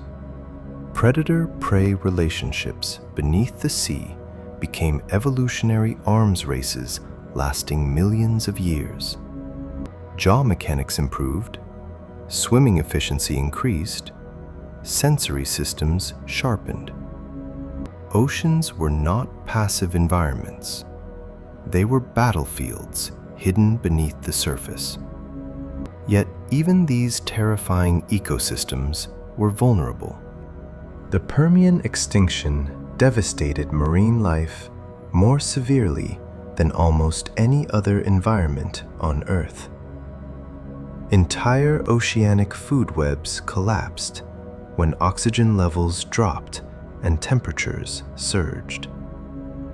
Many ancient marine dynasties that had survived for hundreds of millions of years disappeared permanently. Trilobites vanished forever. Countless reef systems died. Predators that once dominated prehistoric seas simply failed to survive the changing chemistry of the planet. It is difficult to fully grasp the scale of that loss. Some marine groups, thriving since before complex life existed on land, were erased completely. In many ways, the Permian extinction reset the oceans just as violently as it reset terrestrial ecosystems. And when the seas eventually recovered, new creatures began evolving into the empty ecological roles left behind. The age of giant sea scorpions faded. Armored fish disappeared. Strange Paleozoic predators vanished into stone and memory. But the oceans themselves remained dangerous. They always would. Because if Earth's history reveals anything clearly, it is that the sea continuously creates monsters whenever ecological opportunity allows it. Before dinosaurs, before marine reptiles, before the giant predators most people recognize from documentaries, the oceans already belonged to creatures so strange that even modern science sometimes struggles to explain how they truly lived. And somewhere beneath those dark, prehistoric waters, hidden beyond visibility, evolution was already preparing the next generation of predators that would rise after the world nearly ended. After the Great Dying reached its peak, Earth no longer looked like a thriving planet. The forests that once spread across ancient river systems were collapsing in many regions. Entire coastlines had become graveyards. Oceans that had supported complex ecosystems for hundreds of millions of years turned stagnant and hostile. Food chains that once connected predators, scavengers, plants, and microscopic life in delicate balance had shattered almost completely. And for perhaps the closest moment in Earth's history, the planet seemed to hover at the edge of biological failure. If a human observer could stand on the surface during the early Triassic period immediately after the Permian extinction, the experience might feel less like visiting prehistoric Earth and more like walking across a dying world after an apocalypse no civilization could survive. One of the most disturbing things about this period is how empty it appears in the fossil record compared to the ages before it. Earlier Permian ecosystems were crowded with diverse predators, herbivores, marine life, insects, and strange evolutionary experiments. But after the extinction, much of that complexity vanished. Paleontologists studying rocks from the earliest Triassic often encounter what feels like ecological silence. Fewer species, simpler ecosystems, long stretches where biodiversity remained shockingly low. It was as though Earth itself had been wounded so deeply that recovery became painfully slow. And unlike the extinction that ended the dinosaurs millions of years later, this disaster did not immediately give rise to a spectacular new age. There was no sudden flourishing afterward. For a long time, the planet simply struggled to stay alive. Temperatures remained brutally high in many regions. Some estimates suggest equatorial areas became almost uninhabitable for large terrestrial animals during parts of the recovery period. Ocean chemistry continued fluctuating unpredictably. Oxygen levels may have remained unstable for millions of years. Certain scientists believe recurring environmental crises repeatedly interrupted recovery efforts, almost like Earth suffering aftershocks long after the original catastrophe. The result was a world where survival favored endurance more than dominance. The age of giant specialized predators had collapsed.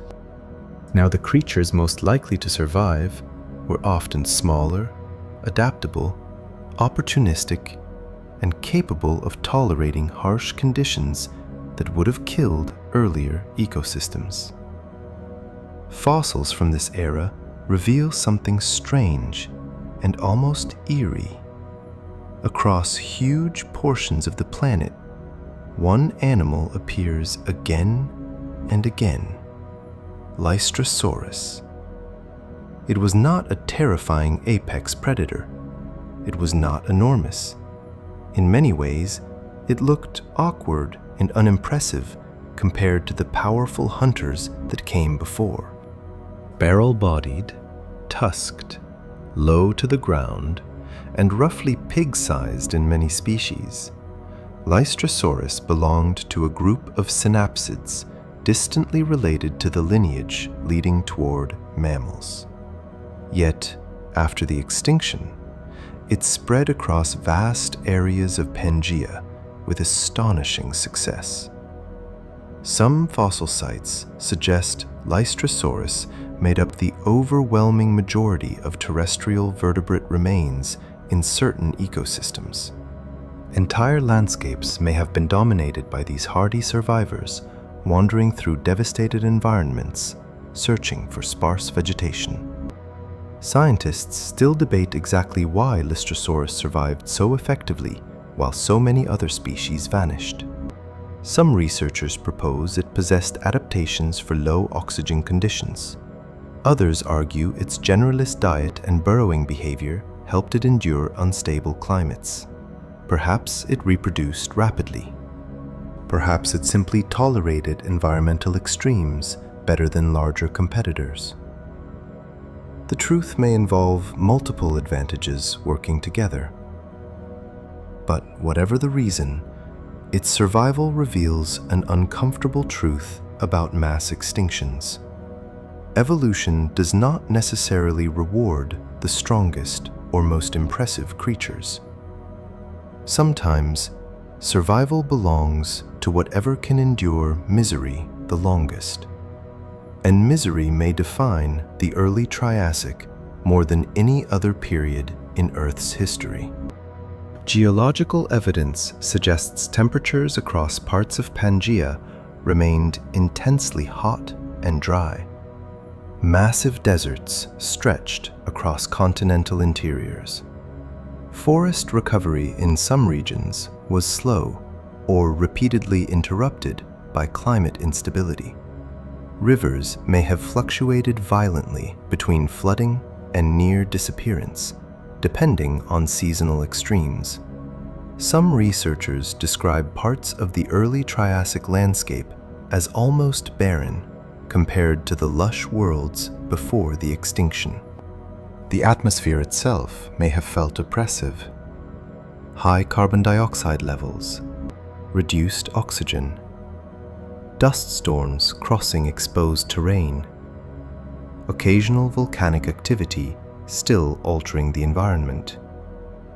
Earth had survived, but it no longer resembled the thriving planet it once was.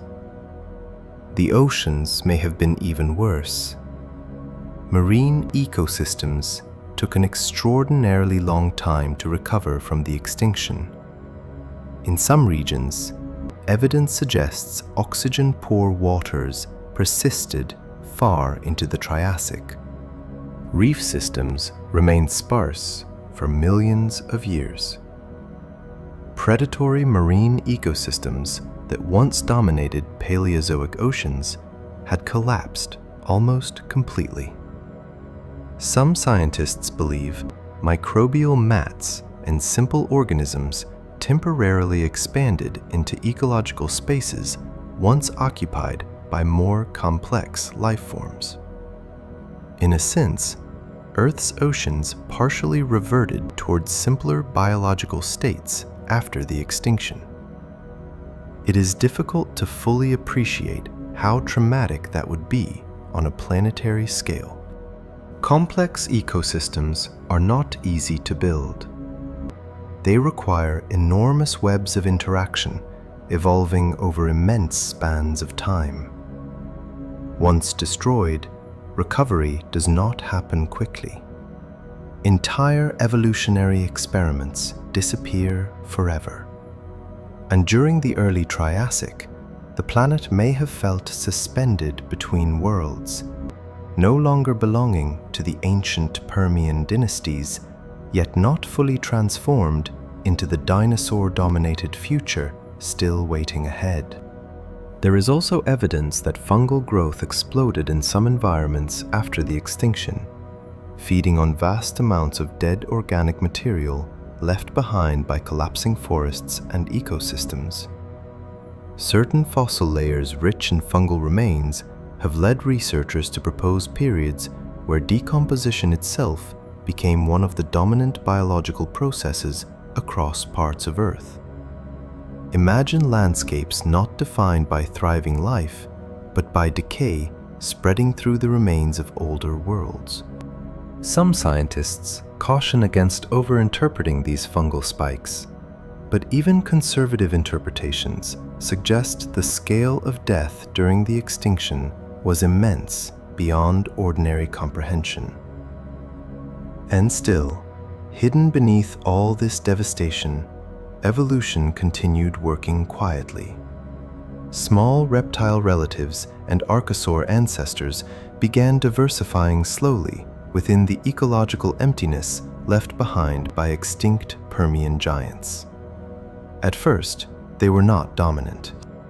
Many were relatively small, cautious survivors, navigating unstable environments where ecosystems remained fragile. But the extinction had changed the rules permanently. The old rulers were gone. Ecological spaces stood empty across continents and oceans. And in evolution, empty space rarely remains empty for long. Some paleontologists compare mass extinctions to forest fires, destructive beyond imagination in the moment, yet also capable of reshaping which forms of life rise afterward. But that analogy almost feels too gentle for the Permian extinction. This was closer to Earth nearly sterilizing itself. Recovery took millions upon millions of years. Entire branches of life vanished permanently. Even the survivors often emerged altered by the conditions they endured. One haunting possibility is that ecosystems after the extinction may have felt emotionally wrong, even to the animals living inside them. Modern ecosystems are filled with dense interactions between species evolved together over long periods. But early Triassic ecosystems were sparse, unstable, and biologically simplified. Predators were fewer. Vegetation patterns changed. Food chains remained incomplete. The world may have felt quieter, emptier, and more unpredictable than the ages before. Perhaps that silence is part of why this period feels so unsettling today. Humans often imagine prehistory as a non-stop parade of giant monsters and thriving alien worlds. But after the Permian extinction, Earth entered a chapter defined more by absence than abundance.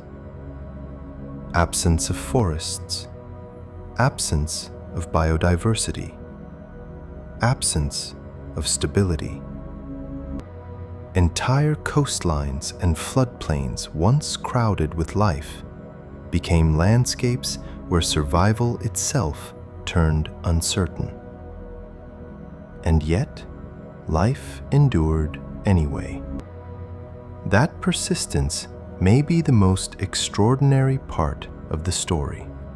Even after Earth experienced the worst biological disaster known in its history, some organisms survived long enough for evolution to begin rebuilding. Tiny populations persisted in scattered refuges. Harsh environments selected for resilience over specialization.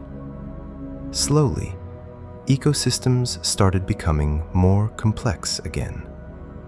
New predator-prey relationships emerged. New evolutionary strategies appeared.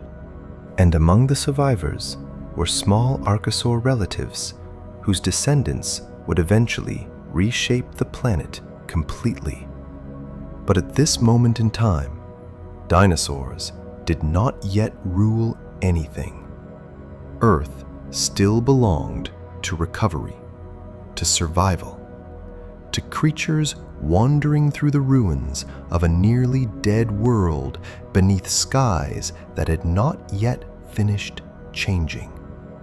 And perhaps that is what makes the early Triassic one of the strangest chapters in Earth's history. It was not an age of monsters.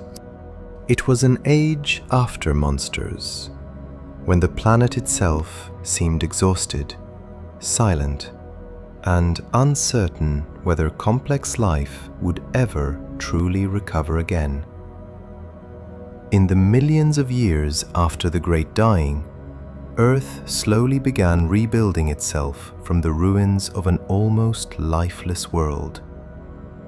The forests returned gradually, though they no longer resembled the ancient swamp kingdoms of the Carboniferous or the strange Permian ecosystems that had vanished forever. Rivers once again carried life across the supercontinent of Pangaea. New predators appeared. New herbivores spread through recovering landscapes. But something fundamental had changed. The extinction had erased so many dominant lineages that evolution suddenly found itself surrounded by empty ecological territory. Entire food chains were missing.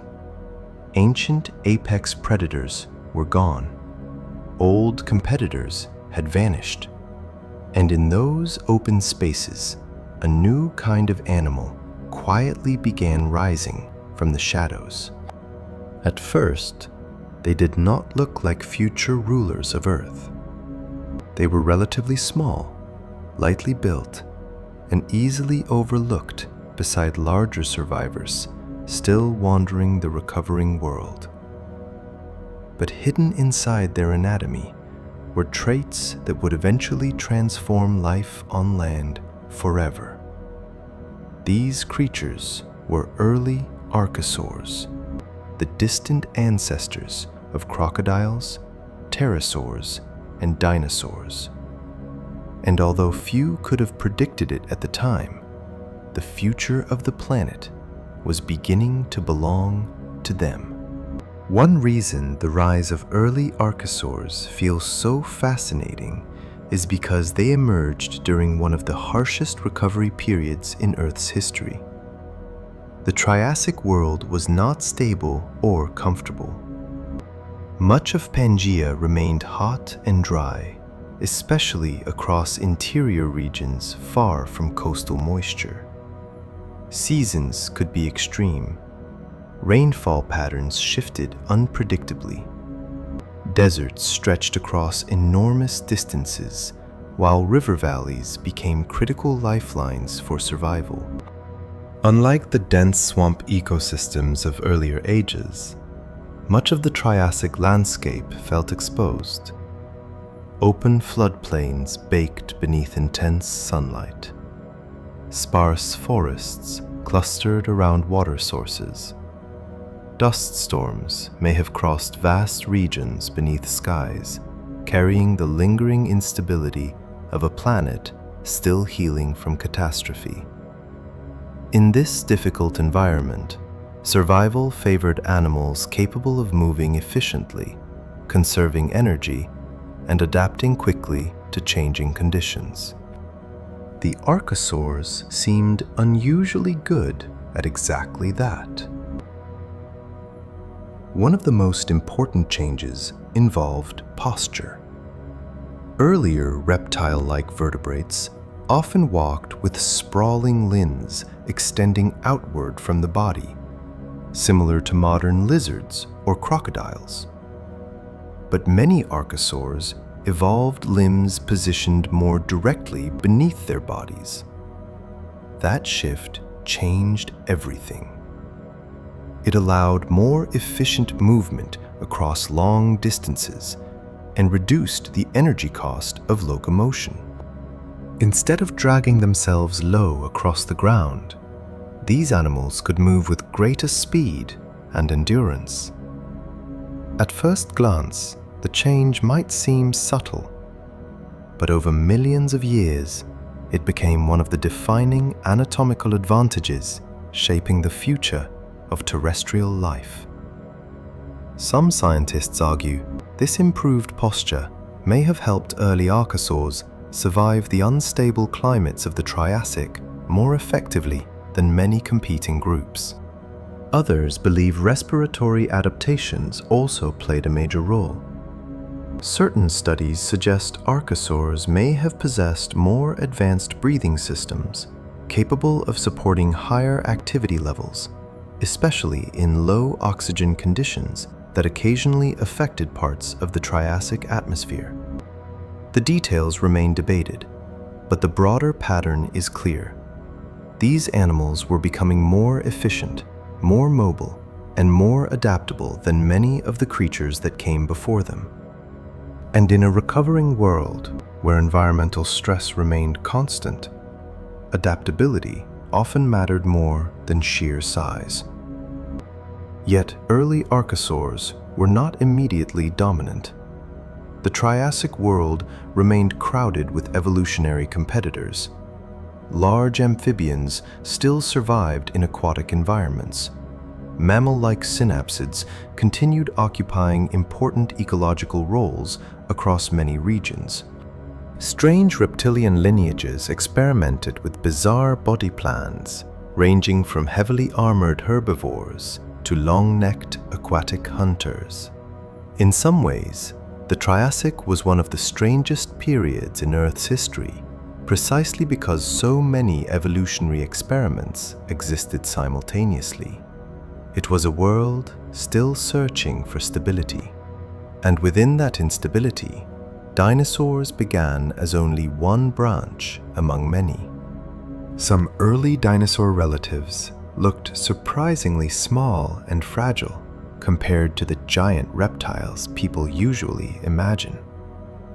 Species like Eoraptor and Herrerasaurus appeared later in the Triassic as lightly built predators moving across open terrain with speed earlier terrestrial hunters rarely achieved. They were not yet the enormous monsters of the Jurassic or Cretaceous. Many were closer in size to large dogs or wolves than to giant movie monsters. But their anatomy hinted at something new. Longer hind limbs, agile movement, improved balance. Bodies increasingly specialized for active terrestrial hunting. They represented a different direction from the heavy-bodied predators dominating earlier eras. And perhaps most importantly, they belonged to lineages capable of evolving rapidly inside unstable ecosystems. One of the strangest realizations in paleontology is how long dinosaurs remained relatively unimportant after first appearing. For much of the Triassic, they shared ecosystems with many other successful reptiles and synapsids. Some researchers believe dinosaurs initially occupied smaller ecological niches, while larger reptilian relatives dominated major predator and herbivore roles. In fact, If a human observer visited the Middle Triassic without knowing the future, dinosaurs might not appear particularly special at all. They were simply part of a crowded evolutionary landscape. Yet hidden beneath that apparent insignificance were advantages slowly accumulating over time.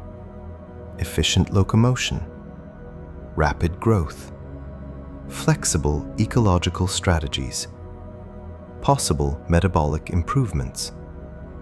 Small advantages repeated across millions of years can eventually reshape entire planets.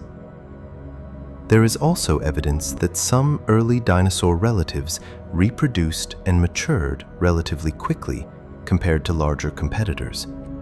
In unstable environments recovering from extinction, faster life cycles may have provided major evolutionary benefits.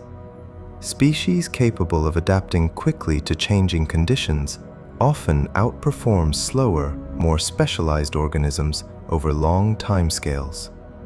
The Triassic world remained unpredictable, with climate shifts and ecological disruptions continuing long after the Permian catastrophe. Flexibility mattered, and dinosaurs, perhaps more than many competing groups, seemed built for flexibility. Still, the rise of dinosaurs was not guaranteed. This is one of the most important ideas hidden inside Earth's history. Evolution does not move toward predetermined outcomes. Dinosaurs did not appear because nature was trying to create giant reptiles. They survived because certain environmental conditions happened to favor their traits over immense spans of time. If those conditions changed slightly, another lineage might have inherited the world instead. Some paleontologists even argue that mammal-like synapsids could potentially have regained dominance under different circumstances.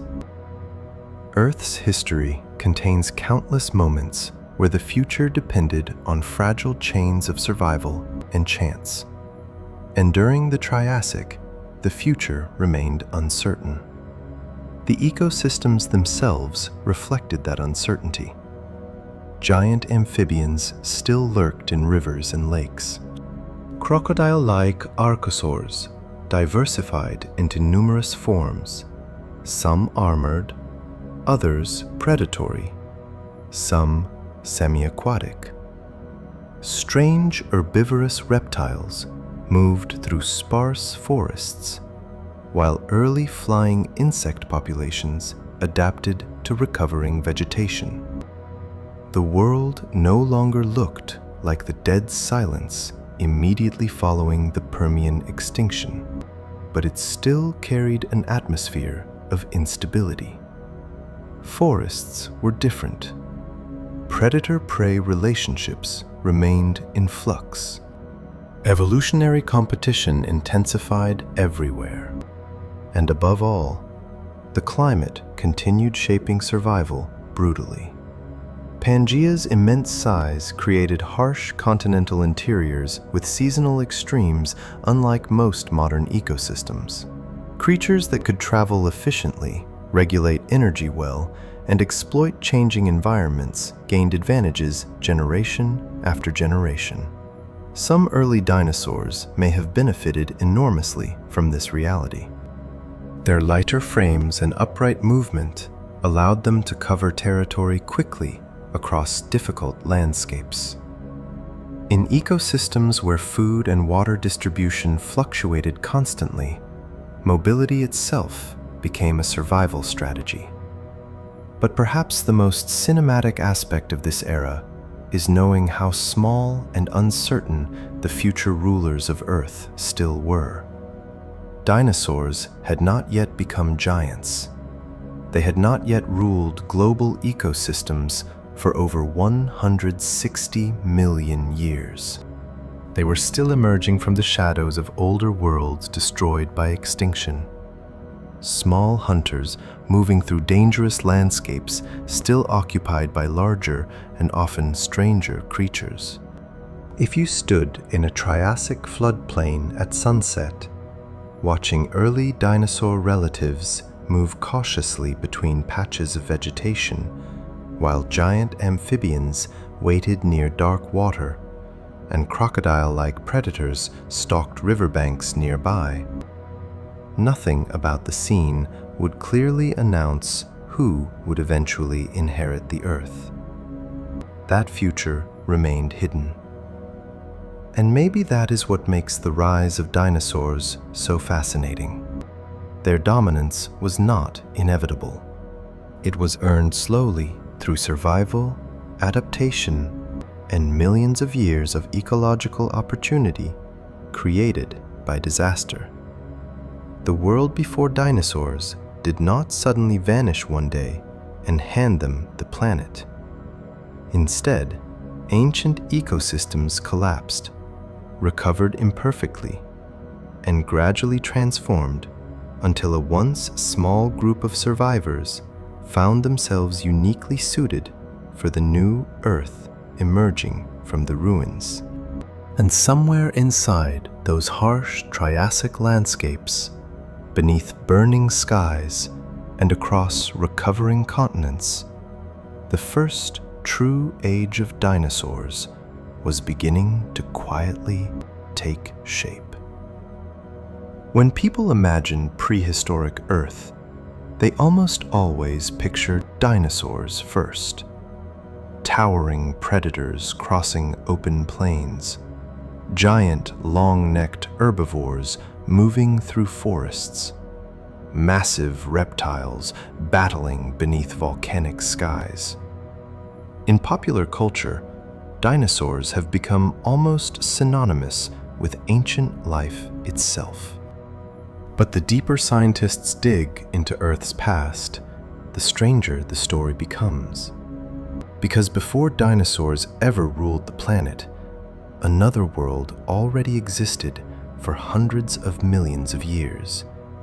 A world filled with giant insects, armored sea predators, amphibian hunters lurking beneath black swamps, and bizarre reptile-like creatures experimenting with body plans evolution would never attempt again.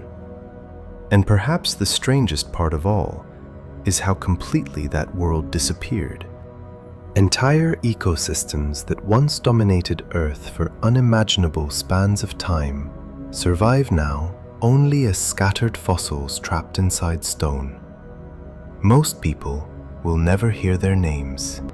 Some species may never even be discovered. In a sense, the age before dinosaurs is not merely prehistoric, it is almost forgotten by the planet itself. That forgotten quality gives this era a unique feeling compared to later chapters of Earth's history. Dinosaur fossils are famous, partly because they are spectacularly visible. Giant skeletons capture attention immediately. But the worlds before dinosaurs often require imagination to reconstruct. Fossils from the Carboniferous, Permian, and early Triassic are frequently fragmented. A jaw here, a spine there. Footprints pressed into ancient mud long before mammals, birds, or flowering plants existed.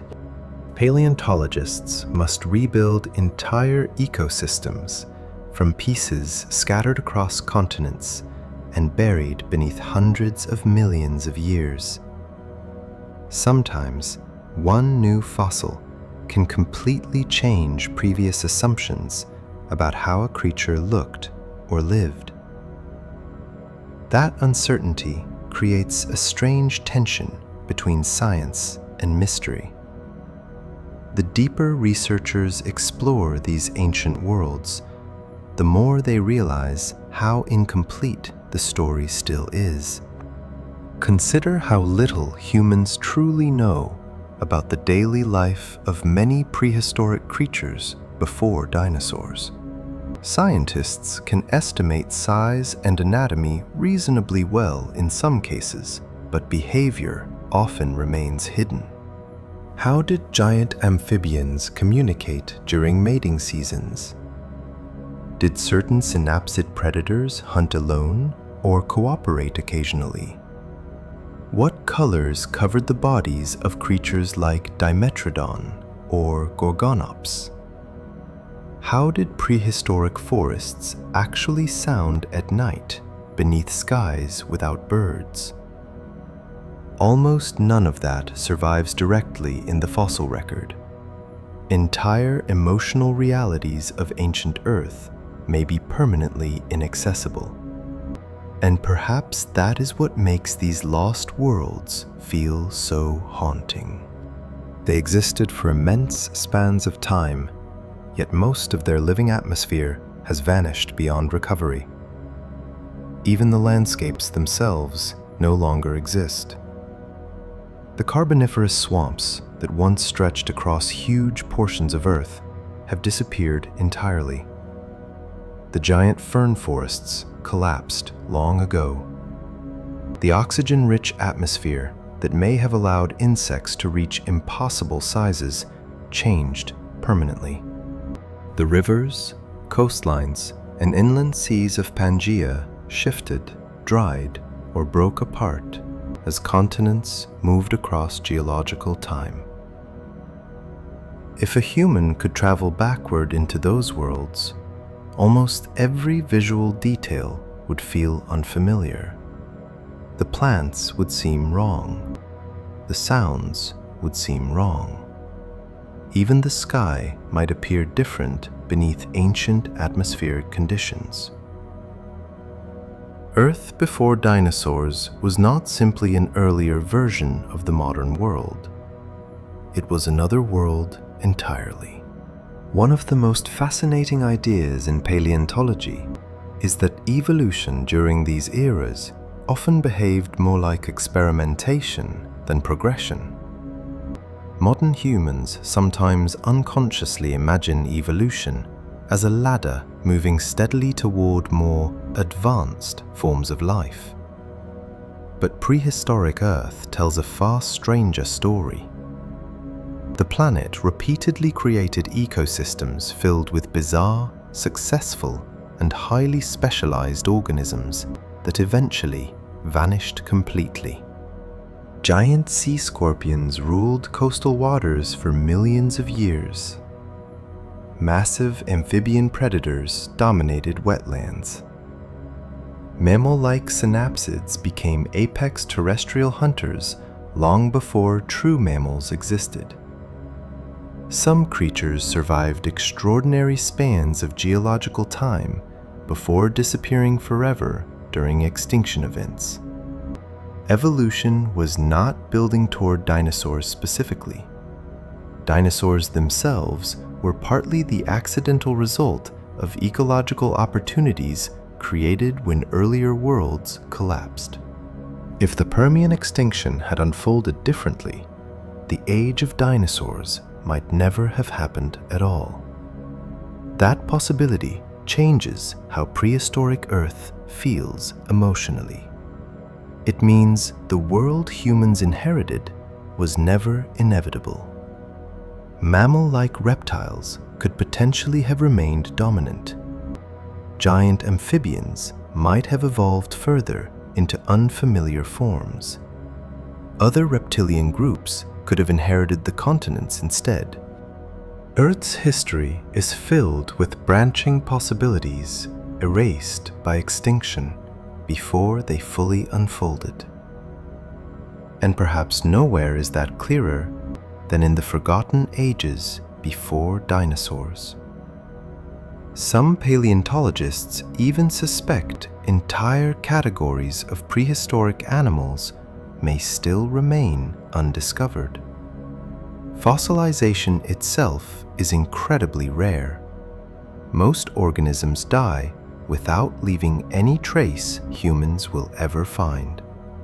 Soft-bodied creatures disappear almost completely unless preserved under extraordinary conditions.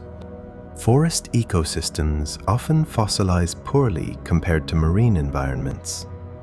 Entire species behaviors, and ecological interactions may have existed for millions of years without leaving clear evidence behind.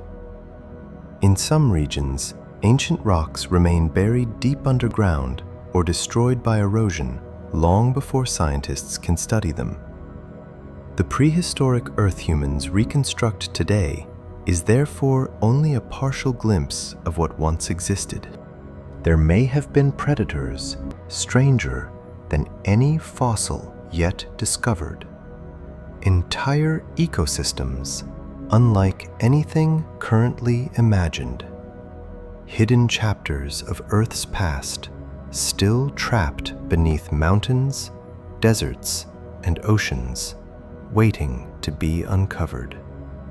And even the fossils humans do possess continue changing the story constantly. New discoveries regularly force paleontologists to rethink earlier assumptions about anatomy, movement, metabolism, and evolutionary relationships. Creatures once believed sluggish may have been surprisingly active. Others, once imagined as reptiles, turn out to belong closer to mammalian lineages. Some species are reconstructed almost entirely differently after new specimens emerge. Prehistory is not static. It evolves as science evolves. The world before dinosaurs remains partly mysterious, not because scientists lack skill, but because deep time itself destroys information relentlessly. Hundreds of millions of years erase almost everything. Bones break, sediments shift, continents collide, oceans rise and vanish. And somehow, despite all of that destruction, fragments still survive long enough for humans to piece together glimpses of vanished worlds. There is something deeply humbling about that realization. Long before human civilization existed, entire planetary empires of life rose and disappeared without anyone witnessing them. Forests grew across continents no human eyes would ever see. Predators hunted beneath alien skies for millions of years before extinction erased them completely. Oceans filled with creatures stranger than mythology. And all of it unfolded in silence, long before mammals became significant parts of Earth's ecosystems. Humans often think of themselves as living at the center of history because human memory is short. But Earth's memory stretches back into worlds so ancient they almost resist imagination entirely. Perhaps that is why the age before dinosaurs feels so cinematic and unsettling at the same time. It reminds us that the planet humans know today is temporary. The ecosystems surrounding modern civilization are not permanent final versions of Earth. They are only the latest chapter in a story that has already rewritten itself countless times. Before dinosaurs came other rulers. Before mammals came other experiments. Before familiar forests and birds and grasslands came worlds where giant insects drifted through humid skies, while amphibian monsters waded beneath black water. And eventually, even dinosaurs themselves would disappear too. That pattern may be the deepest truth hidden inside prehistory. No dynasty lasts forever on Earth. The planet changes constantly. Oceans shift. Atmospheres transform. Continents move. Extinction reshapes survival again and again. What feels permanent during one era can vanish almost completely in the next. Yet life continues rebuilding from whatever survives. Tiny populations endure catastrophes.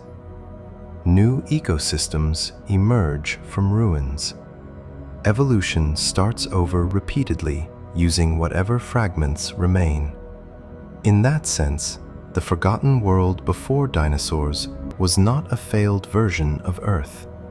It was one of the greatest and strangest chapters the planet ever created. A chapter filled with monsters, disasters, experiments, and ecosystems so alien that modern humans can barely reconstruct them fully, even with advanced science. And somewhere beneath the stone layers of Earth today, countless secrets from that lost world almost certainly still remain hidden. Fossils waiting in darkness, footprints untouched for hundreds of millions of years, fragments of creatures no human has imagined yet. Because the deeper humanity looks into the time before dinosaurs, the more one unsettling possibility begins to emerge. Earth's past may be far stranger than even our wildest prehistoric fantasies have managed to understand so far. Thanks for exploring this forgotten prehistoric world with me tonight. If you enjoyed the journey, don't forget to subscribe to Sleepy Earth channel and leave a comment below telling me what ancient mystery or creature you'd like to see next. Wishing you good luck, peaceful dreams, and a relaxing night ahead.